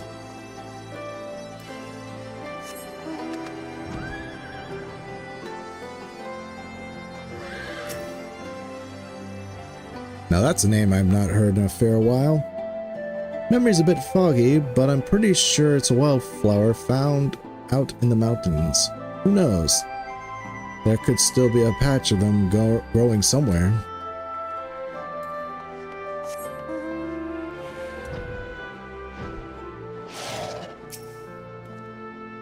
Ralgo Streak. I stocked the stuff for a while, but the area's pest problem got sorted out and nobody wanted it anymore. The smell wasn't for everyone, you see.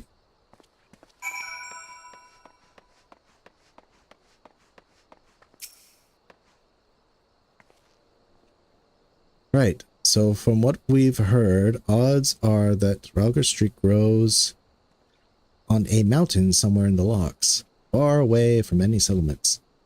I'm going to head back to Idleshire lest I risk truly getting in your way. I'll make sure to prepare the mud plots for your return. Assuming everything goes swimmingly, all you'll need to do is plant the flowers and we'll be well on our way to a pest-free future. Well, I suppose you shall actually have to find the flower first, although I don't imagine it will trouble you much. You can spot a tiny little eelworm egg. You surely can spot a flower. Ha ha ha ha ha. Very funny.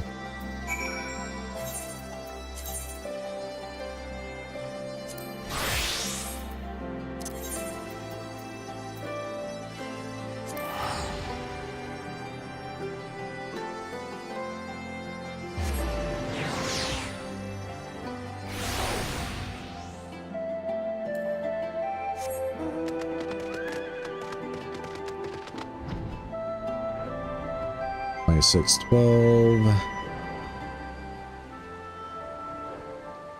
Unspoiled.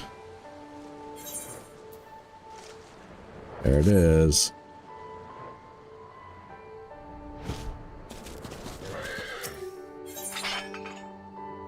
Pummel.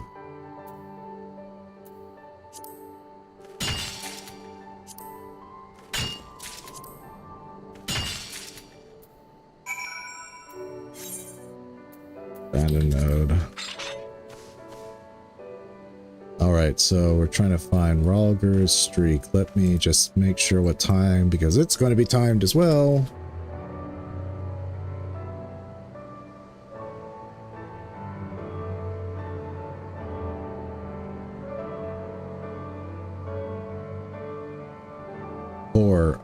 And 4 a.m. and p.m. Okay.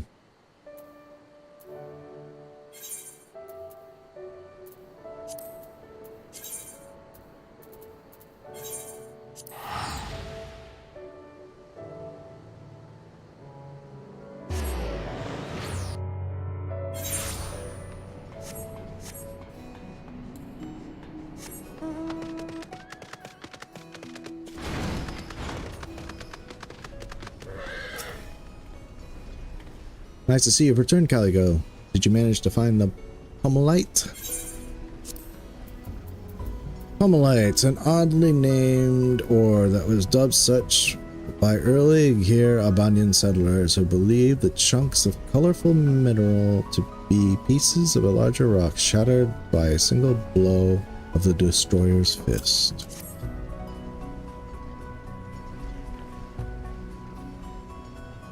Precisely what I needed. I know I say this every time, but I am truly in your debt, dear friend. I shall set about making an ingot out of this at once.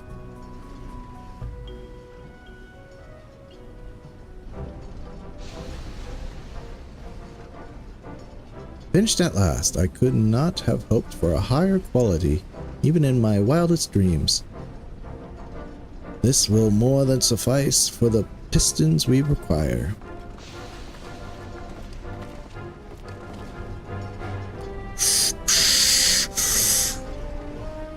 Where are the rocks? I just finished smelting them to create a rather lovely ingot. But don't just take my word for it. Take a look yourselves. By the 12! This is incredible. To think it was possible to obtain Pummelite. Exquisite work, Caligo. Listen, everyone.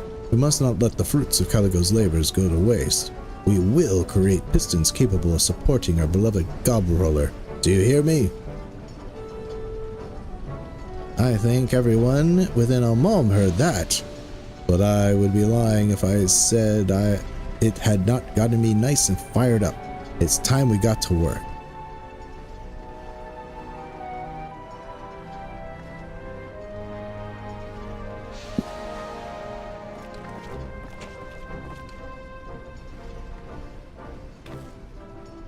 It shouldn't take us too long to get the new parts made and inserted into the vehicle.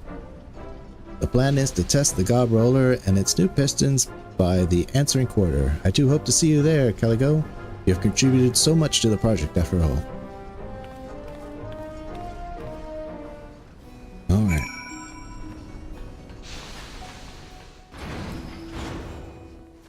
The answering quarter.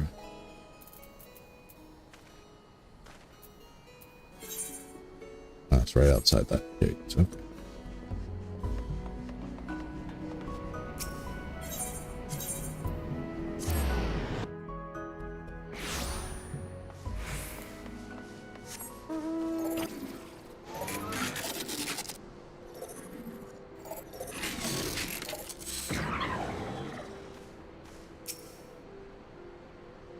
We have done all we can. All that remains now is to see whether or not we were ever up to the task in the first place.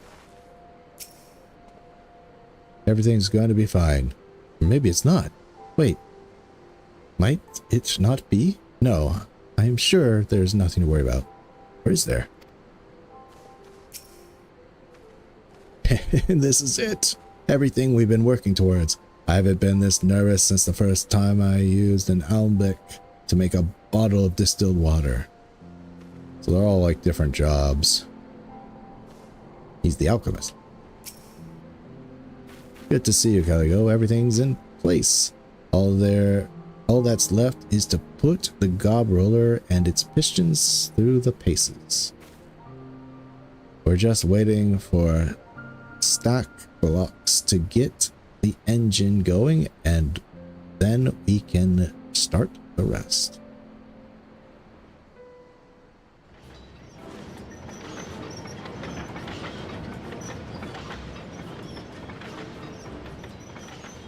Mount for us, mount for us.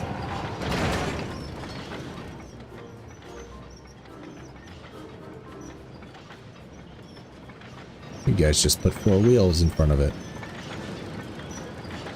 Commencing roller contest.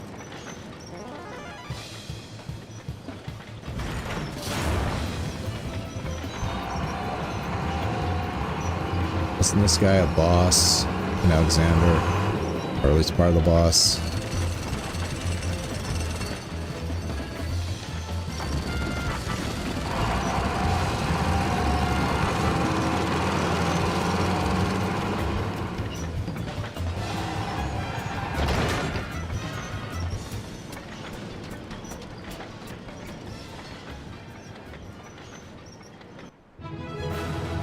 Huzzah!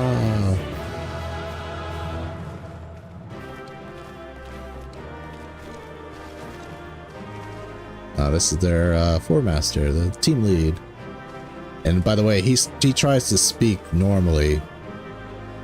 He tried to learn Uplander speak so that he can communicate with them better. Good day, everyone. Whatever is the fuss about?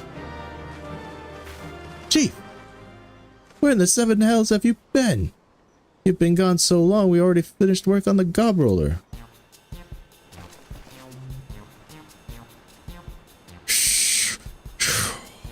I see. Well, that's nice to hear. I wonder if this is how a mother chocobo feels when her chicks leave the nest. Chief, do not misunderstand us. We're delighted to have you back, but did you not even think to leave a letter before vanishing? Quite right. I was terrified you had gone to a place where all good gobbies go. What are you talking about? I had simply gone to ask an old friend for some advice, but I got caught up in some other business and told them to let you know. I would be delayed in my return. Clearly this slipped their mind. Honestly, was that blasted Bravelox is... Wait, honestly, that blasted Bravelox is horrendously forgetful sometimes. Well, hearing that certainly makes me feel a little better. I was of the mind that you had abandoned the team for our constant bickering. It certainly gave every one of us cause for self-reflection while you were away. I wouldn't want to suggest that your absence helped us, but our revised approach to the project enabled us to boost the Ceruleum engine's power output. All the credit should go to Hoxwida. It was her redesign of the gob roller's innards that got us this far. That's absolutely nonsense, and you know it. Your advice on how we should fuel the vehicle was priceless. Seems to me that you're conveniently forgetting all the work that I am and a certain goblin girl put into the gob roller's exhaust system. I would also draw your attention to my redesign of the gob roller, which fully incorporated all of your improvements, not to mention Caligo's invaluable help in procuring all those minerals. Yeah, so really it was all me. I do know what I saw when I first set foot in Idleshire. Men and goblins working in harmony, a vision that gave me a dream of the future. You will have all turned that dream into a beautiful reality, and for that, you have my sincerest thanks.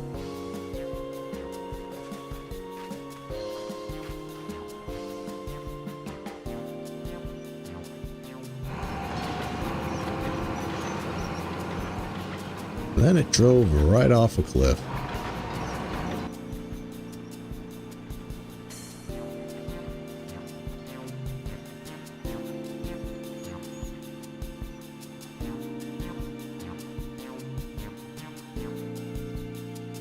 Watch, I'm gonna miss the botanist time.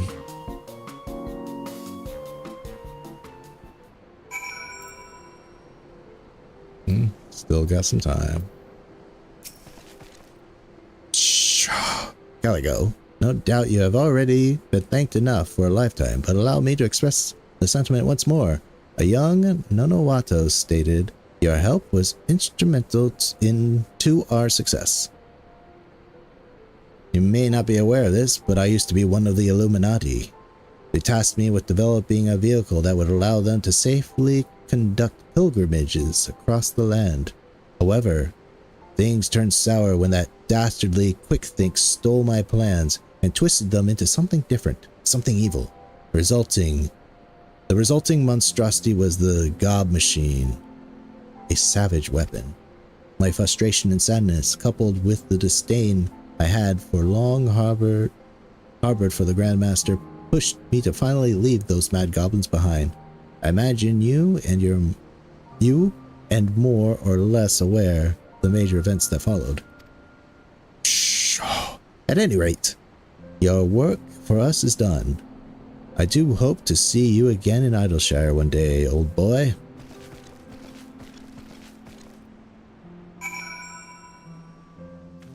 And then I go to Idleshire.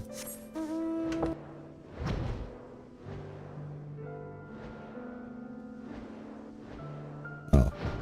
Nonowato, you're waiting for us out here. I'm going to keep saying this until you're positively sick of it, but thank you again for all you have done. Now that the Gobroller prototype is in working order, we shall continue our test, eventually moving into developing improved versions in the future. And someday, our work will give birth to a utopian Idleshire, one where any disharmony between goblin and man is but a distant memory of the past. Oh, and before I forget again, I will arrange for your payment to be sent to the Miners Guild. Please give Adalberta my regards when you next see her.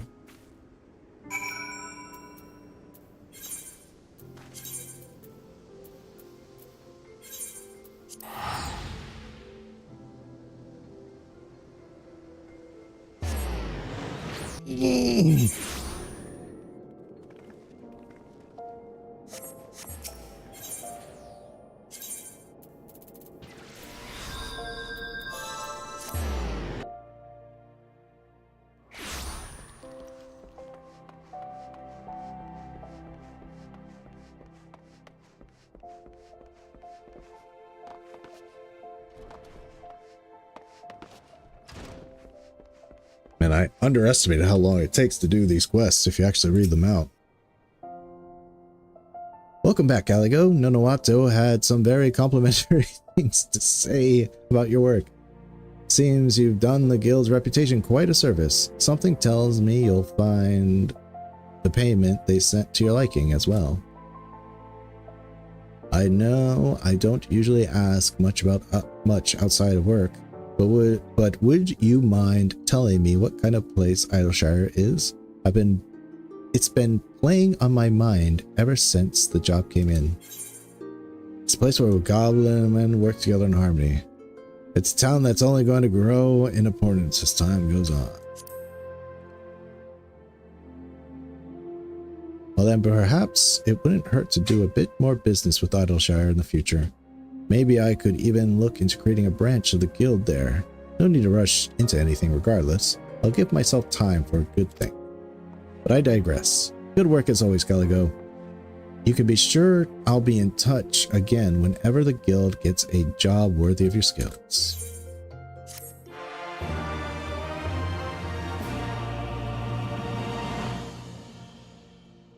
Yeah.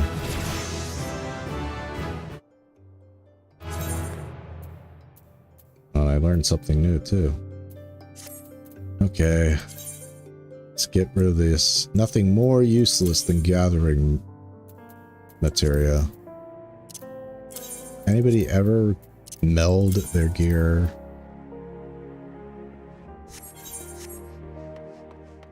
It's like I can mine anything I want. I mean, I guess like people really want to get that extra mineral. Okay, we got about 3 hours until Ralger's streak.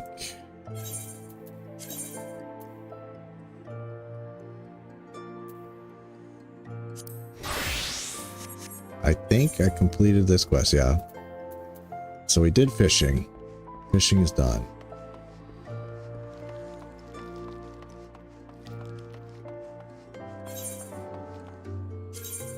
Okay, well, while we wait for Ralger's streak to bloom, let's finally accept role quest from Restarium.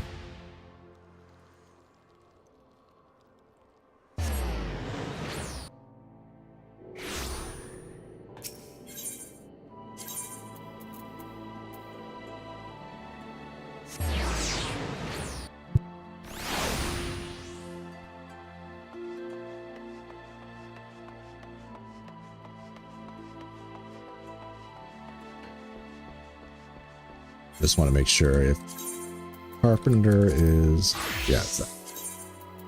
Out of carpentry, leatherworking and weaving, leatherworking is more, as you can see, Caligo has the soul of the leatherworker here. Sorting node. Upon completing this quest, you'll be able to undertake Crystarium deliveries for facet and crafting. You must be carpenter, leatherworker, or weaver at level 70 above to proceed. Cherished memories. The Elegant-esque node appears to be experiencing an error. Beep. Error. Aether blockage detected. Firm blow required. Hit me. Hit me.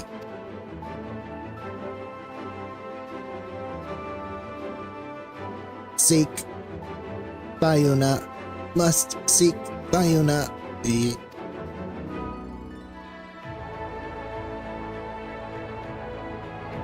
Elegant-esque node floats off. Perhaps you should keep an eye on it lest it cause harm to the civilians.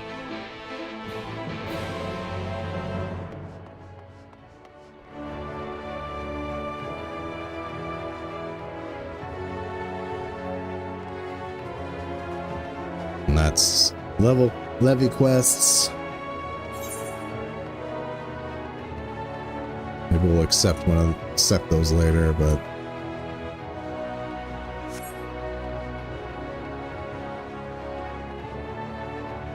troubled citizen. Oops. I thought you were the one. I thought the node was the one I had to talk to. Yes? Greetings. Do you require something restored? Apparently not. At any rate, could you give me a moment? Nobody's here. Nobody here is clamoring for attention. Help me, Thayuna. Firm blow required. Hit me. Hit me. This guy's a masochist. Don't tell me you've got your Aether blocked again. Ah, very well, I'll take care of it.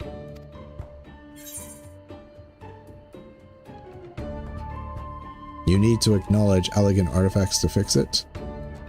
You need specialized knowledge to fix it. You need knowledge of elegant artifacts to fix it. You need specialized knowledge to fix it. Let's see. I'll drop the elegant name. Oh, versed in such machines, are you? Well, I appreciate the advice, but rest assured I have this situation well in hand. This happens all the time. Yeah. Smack.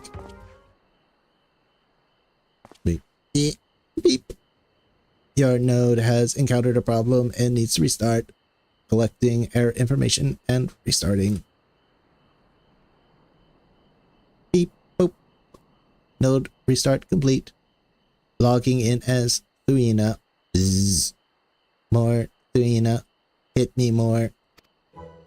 You know, Sometimes I think it actually enjoys this. And I still have no idea where you learned to speak like that.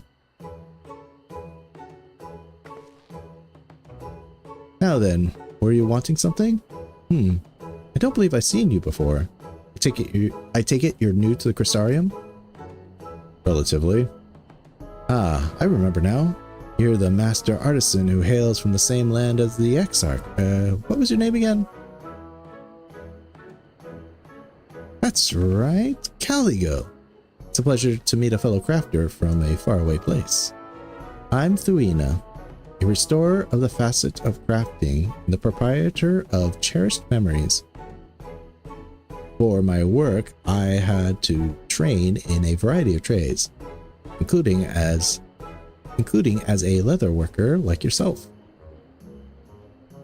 While there are restorers aside from me, my workshop specializes in artwork and traditional handicrafts, items with sentimental value rather than practical value, in other words.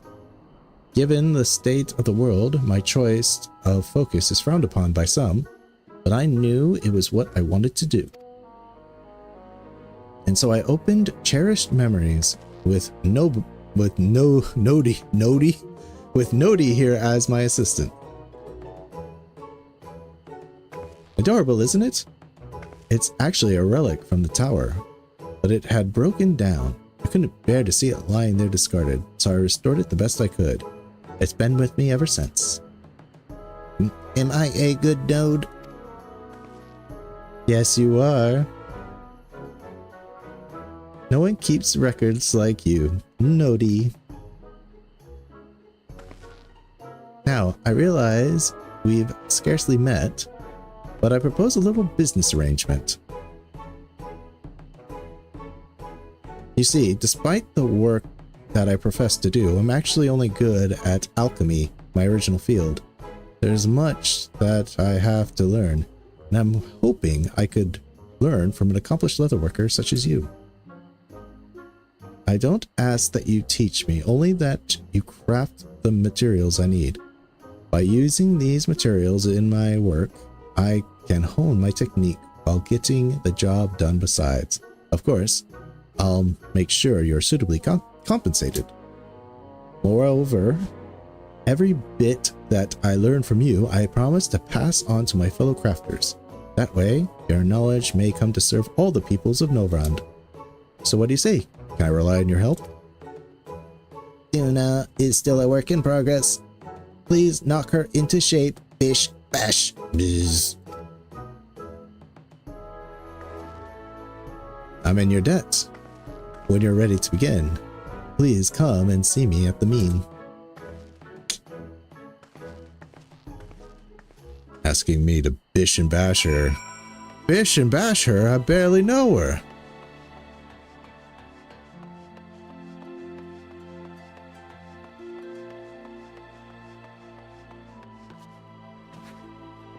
That's 4 o'clock.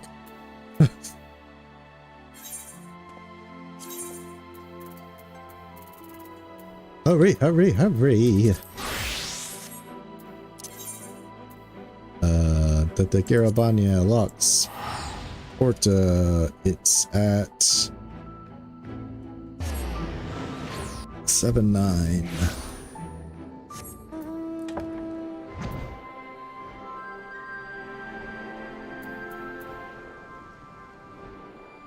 I'm not sure that's the same one, but it could be.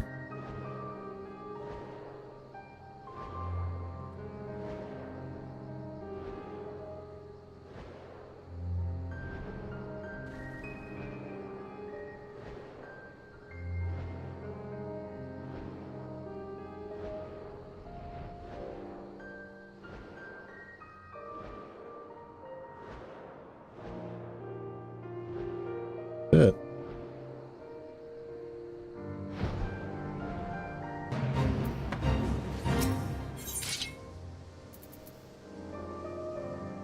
Trafalgar Street, how many do I need? 5, of course. Jeez, I get 4 right off the bat.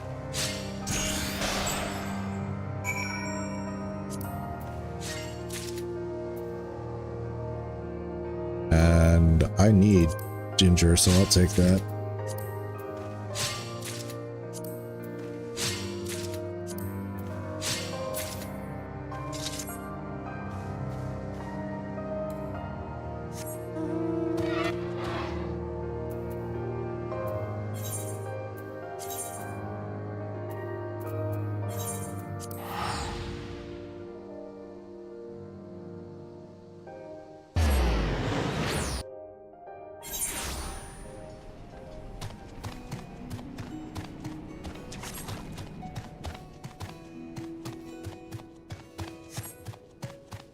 I'm a coming.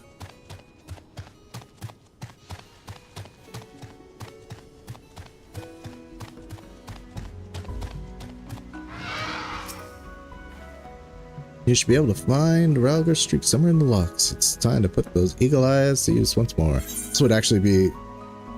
I didn't think the other ones... geez, I can't do it yet. Because I need 3 slots open. You know... It's like... I'm just gonna have to start getting rid of these, stuff. Silkworm cocoon. Like, unless you're food or alchemy stuff, I don't really need you. Like, I need you maybe, I'm like, oh, I need that for another glamour piece that I hadn't thought of before. But as things stand now, it's like, I can just mine you again. I'm probably never going to use you again, so let's just start tossing you rare mats. I probably should have gotten rid of the platinum. That I feel like that might have been a bad choice. Silver grace, we don't have very much silver grace left, so let's just get rid of that. The little bark, okay. I feel like the little bark, I might need that too, but I do have a glamour dresser available. It's just I only have these materials because they're rare, and sometimes it's like, oh right, like I look through my, I find a new glamour piece that I'm like, oh, or a piece of equipment that I want, and then it turns out it's like a mastercraft recipe and I have to do it. So I've been holding on to those just in case kind of deal, but you know, the real materials that I need are food items, because I do make food all the time. I don't make, you know, I don't make armor all the time. I just make it once I see something that I like. And I think I've done an exhausting look at my master recipes that I have available to me so far. So I don't think I need them right now. And I need to make room because I'm going to need to make more mastercraft recipes soon enough, so I'm probably going to get rid of all of this. Not volcanic rock salt. The spring waters are probably alchemy, so I can hold on to them. Red alumin, that's leather crafting. Ooh, that's Stormblood. I need to make this stuff when I get high enough. Okay, you get it. Let's go. Final one. Yes, just let's go. Rid of you.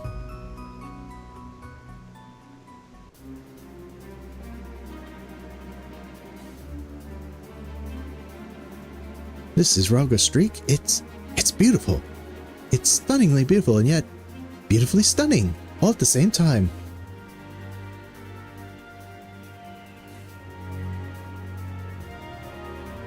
Right, Edith. That's enough excitement for now.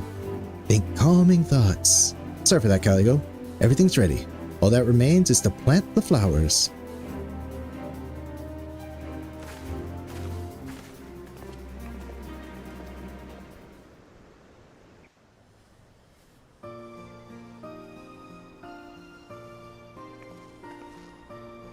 Phew!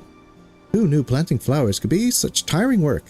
I have to say, even though we only planted them to rid ourselves of pests, they've done wonders for the mud plot's overall image.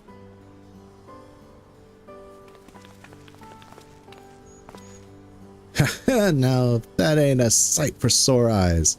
The smell's not half bad either. Fantastic work, Caligo. It seems I was right to entrust this task to the guild's finest botanist. I honestly do not know if we could have done this without you, Caligo.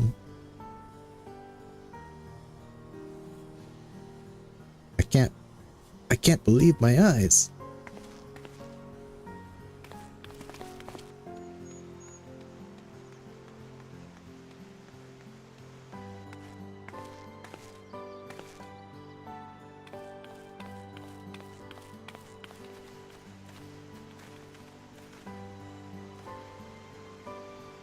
It's one surprise after another today.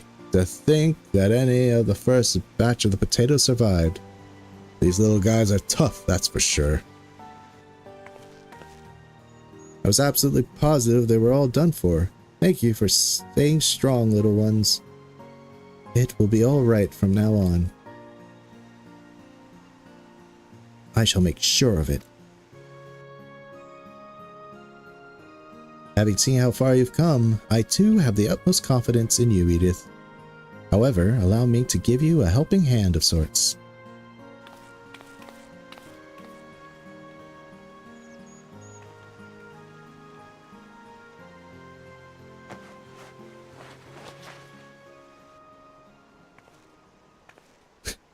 She gets the A Realm Reborn. Or is this the is this Shadow? This might be Shadowbringers attire. Botanist attire. Yeah, it would only make sense to give that to her. But this garb is only given to the most accomplished of botanists.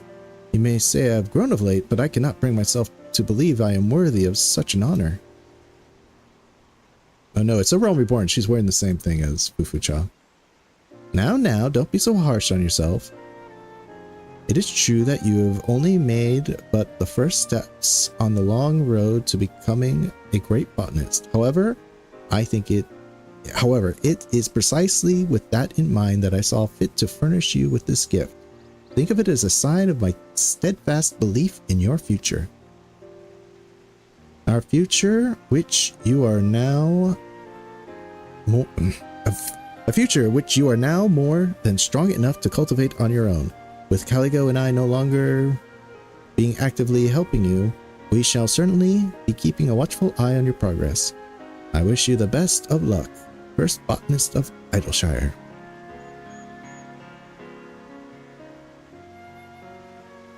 But first, I'm going to pretend I didn't hear that to stop myself from fainting. But I promise you all, I shall work in tandem with nature to carve Idleshire's name into botanic history, starting with these potatoes.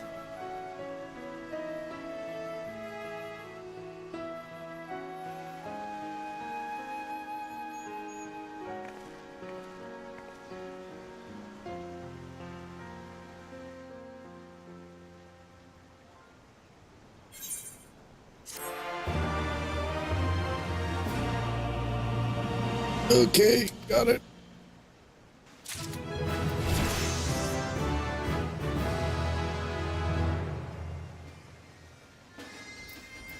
Okay, let's quickly finish up this quest in the Crystarium. And then we're gonna end the stream. Next time we'll be doing role quests. The great Disciple of Hand and Land arc continues. Like, what, do you think it was all gonna be battle?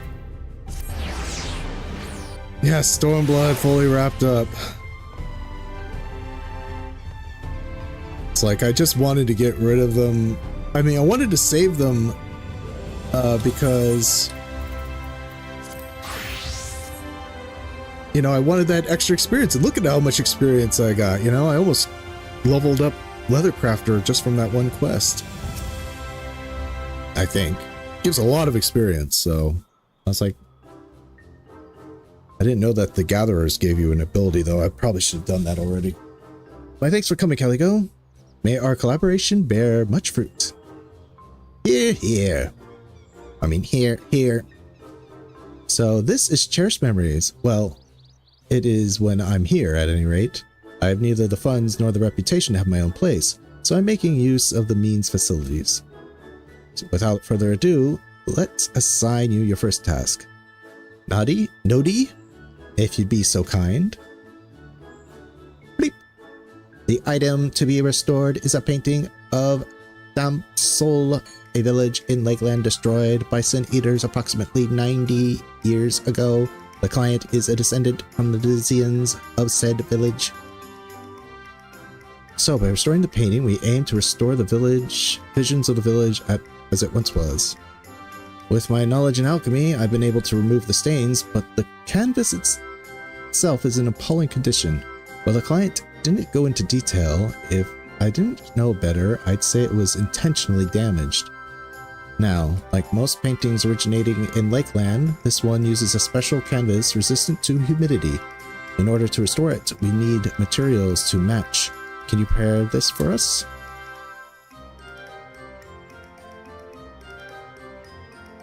Thank you.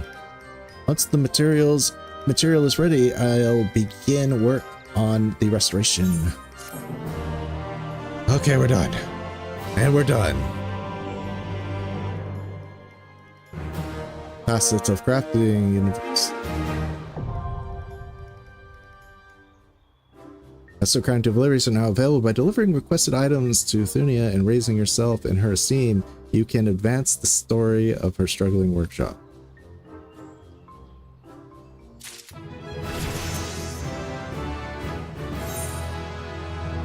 Oh my god, look at that. Each facet of crystalline mean has request deliveries. Thuna, the faster crafting will accept carpenters, leatherworkers, and weavers items requests. Will vary to count a level crafting. Craft follow special recipes from the requisite crafting discipline, then class. Then lastly, Christine deliveries to locate the successful recipe. The esteem gauge will build with each successful delivery. Fill the gauge completely with your esteem level will increase, allowing you to progress through the story. You may deliver both normal and high quality items and can also submit multiple items simultaneously. High quality items do not result in larger increase of esteem, but you will see greater rewards upon delivery.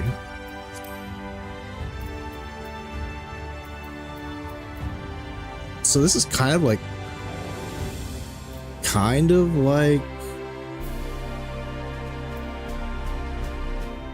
it's like custom deliveries, but different. Okay. Anyway, yes, please like, comment, subscribe the vid if you haven't already. If you want to support me directly, of course, you can become a channel member, or you can leave a super thanks. There's always super chats are also available, though those are preferably during the stream so I could read them. If you want to support me on Twitch, just give me a follow there. That's all you can do to support me at the moment. Next time we will be doing more role quests, and I guess kind of figuring out these deliveries, these new style of custom deliveries. I'm not really sure. In preparation, pretty much 1 week from today, I have until to get fully ready for my statics rating of Eden, so I have to do this. Well, anyway, yes, I hope to see you all on Wednesday, and that's when the next stream will be. You know, I hope you guys don't mind a little bit of the crafting, but you know that I am a omni main, and that includes crafting and gathering. As a trial player, I am self-reliant. I cannot rely on anybody, so I must do this. And hey, let's learn a little bit of the lore, a little bit of adventures, you know. Disciple of Hand and Land Crafting have quests too, god damn it. they need their own, you know, we need to pay attention to them as well. So anyway, I hope to see you Wednesday, and if not, I will always see you in the world of tomorrow.